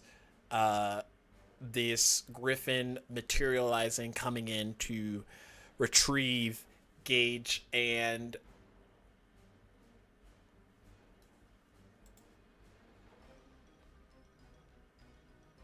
Alarion. Totally remember that.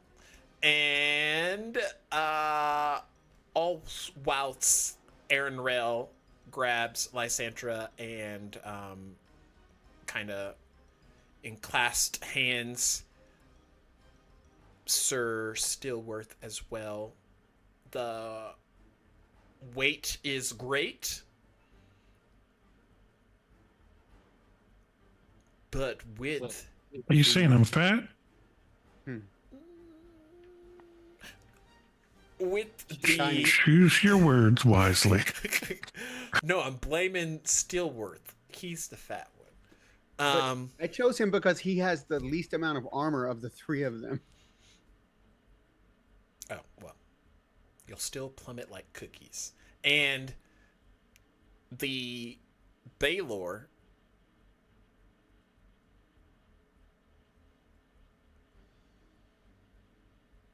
goes to... would it go for Aaron Rail? Or would it go for Gage? I'll let the dice decide. Gage is very shiny. Dang it. It goes for Aaron Rail. I tried. And tries to attack again. Wait a minute. So this is a class feature. I don't have to have a magical weapon to do extra radiant damage. I just have radiant strikes. Yeah, that's the feature I don't. I think it's a level 11 feature, so I don't have it yet. So I hit him 3 times. I should be able to do 3d8 more radiant damage, right? Are you going to let me do that? Roll me a d20. Okay.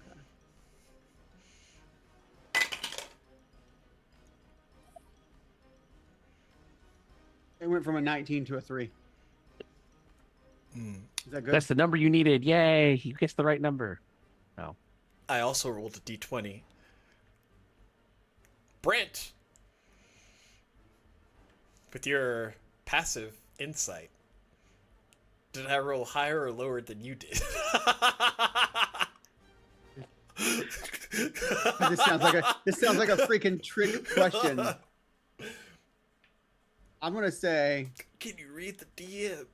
Find out next time on Everybody's Fucked Up because. I'm gonna say you rolled higher. Well, I rolled lower. Did you really? I rolled a 2. You Oh want my me to take God. a picture? I believe you. Oh. I thought you rolled lower because of the way you reacted when you rolled, but then when you gave it to me that way, oh well. So I would say you can roll the radiant damage, but the actions of the staircase would still take place. But depending on how much you roll, there might be an added feature to the request.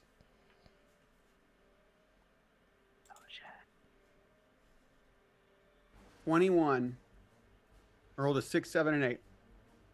Okay. That's radiant. So it comes for you. So with that, I need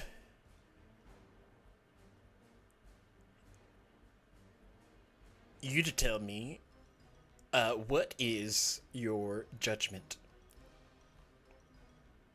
Against the Baylor? Mm-hmm.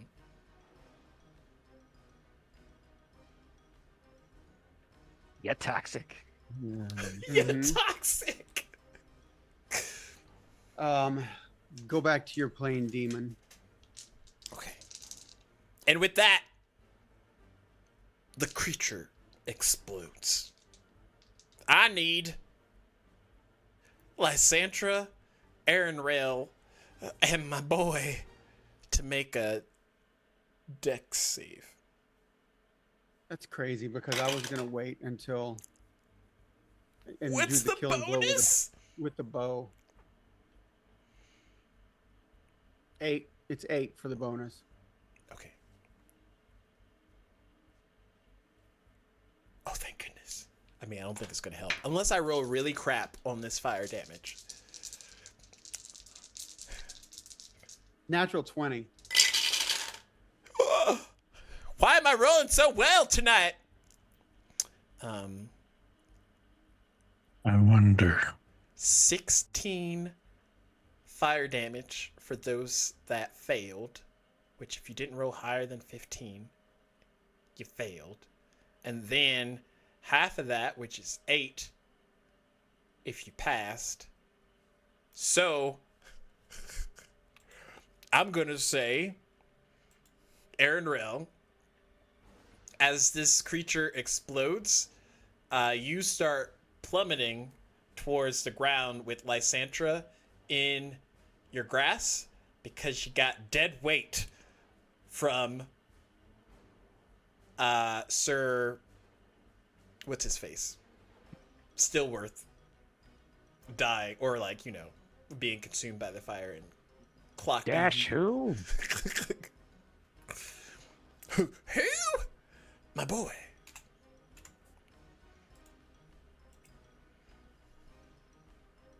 But with that, y'all are no longer in combat. However, there is someone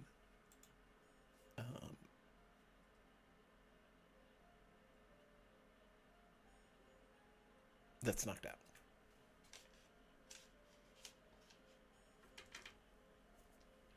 I don't know if Aaron Rail has your boy Matthew. The guy in my hand. Okay. That was really close to a 1. With my natural 20 on the save, giving me a 30 total. No, 33 because I get a +3 from him. I should be able to recover my fall without hitting the ground, right? Yeah, like you go to the ground more as like an anchor point, not like a damage point. Okay. All right. And I set them down and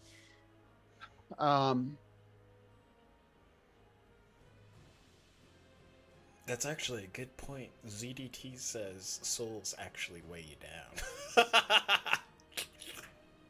I don't think so. That's why I gave mine up. Let's see. Oh gosh. I don't know. I feel like depends on the soul, really.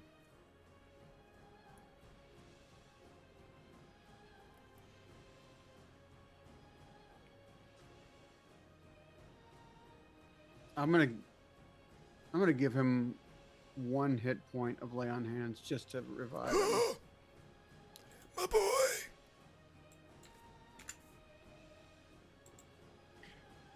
Buddy, I think you're gonna have to sit this one out. Let's go find someplace safe. It's safe in the terrible Tower of Doom. Well, you're on the ground outside of the tower. Go hide. Recover. I can restore him, but that leaves little for us. Yeah, that's my problem as well. We've got to shut down this tower. Let's get that done now. And Destroy the core, and we will be stronger. let's fly directly to the core, up to that level. I'm not gonna fight these stupid creatures the entire way. If he does accompany us to the core, he would be able to heal afterwards once we succeeded. If we don't take him with us, we won't have his benefits at all. That's true. He is a good healer. You think you can handle that? Stillsworth, you think you can stay alive? Just stay out of combat. Yeah. All right. I'm gonna put the 3 of them back on Night Feather, and I'm gonna fly Lysandra up. Okay. And I want us to fly. I want us to fly directly up to the level where the stupid core is. Okay, y'all pivot out to fly up, heading towards the core as your next destination. And as that happens, that's where we're gonna end it for tonight. Okay. Right before we do that, could we take like 10 minutes and just recover ourselves? That's a good idea. Let's do like a 10-minute little recovery. What the heck's a 10-minute recovery? It's called a short rest. That's an hour. Yeah, that's an hour. Mm. Don't, 10 I think minutes. I have some sort of Unless, system that I can- unless someone can cast a spell. Oh no. There's Wait. no- I think I have an ability. Catnap. Catnap would let us do 10 minutes, but that's also spell. That's a spell. I don't know about any. I am unaware of any features that do something similar. Doesn't mean they don't exist. I just don't. There's I've heard of it. something I read about that. Maybe it was in my other character. Yeah, I think it was. There's something that you can do. Oh, like a bard's Yeah. whatchamacallit? Song of Rest? Yeah, that you can get a short rest in like a couple of minutes or whatever it is. But that's my other character. Okay. Onward to glory! Don't die! And death. If I it also makes you saw feel that- better, I'm at full health and still have 5 temporary hit points. It makes you feel better. Also, I rolled a 30 on that dex save earlier. I don't know what that was for. That was before the Balrog or Baylor Balrog. Explorer. Balrog. before the Baylor exploded. There was gonna be like incoming damage, I think, but since he exploded, he was the incoming damage. You know what I'm saying? And it's funny because once you said he was hurting, I wasn't going to get close to him again. I was just, even though I don't do as good of damage with my longbow, that's what I was going to use to take him down. And then, of course, I had to bring up radiant damage. But I was still 40 feet away from him when that happened. Yeah, but he because you rolled the D20, he came for you, beelined it towards you. Okay. But that is future us to have to worry about 2 weeks from now. But please join us this coming Tuesday for an episode of The Nameless Ones as they try and figure out a puzzle of the next room that they are in and hopefully don't die. And then join us next Friday for the other party in the West Side, as they're also encountering a bunch of other guards that are probably a little bit stronger than this Baylor that I gave y'all today, but don't worry. It's fine. I have a plan. I have part of a plan. And you will continuously see these excellently crafted plans unfold only on Dungeon Mechanics, where chaos is always in high abundance. We will see y'all the next time. Make sure you stick around for the raid. Thank you, everyone, for the raids. Elmer Fudd Games. Hope y'all had fun. And we'll catch everyone on the flip side or in the Discord, because I could put that link too. In case y'all want to hang out. We do a lot of crazy stuff there too. So see y'all until the next time. Bye. Bye-bye. Good night. My name is Jeff.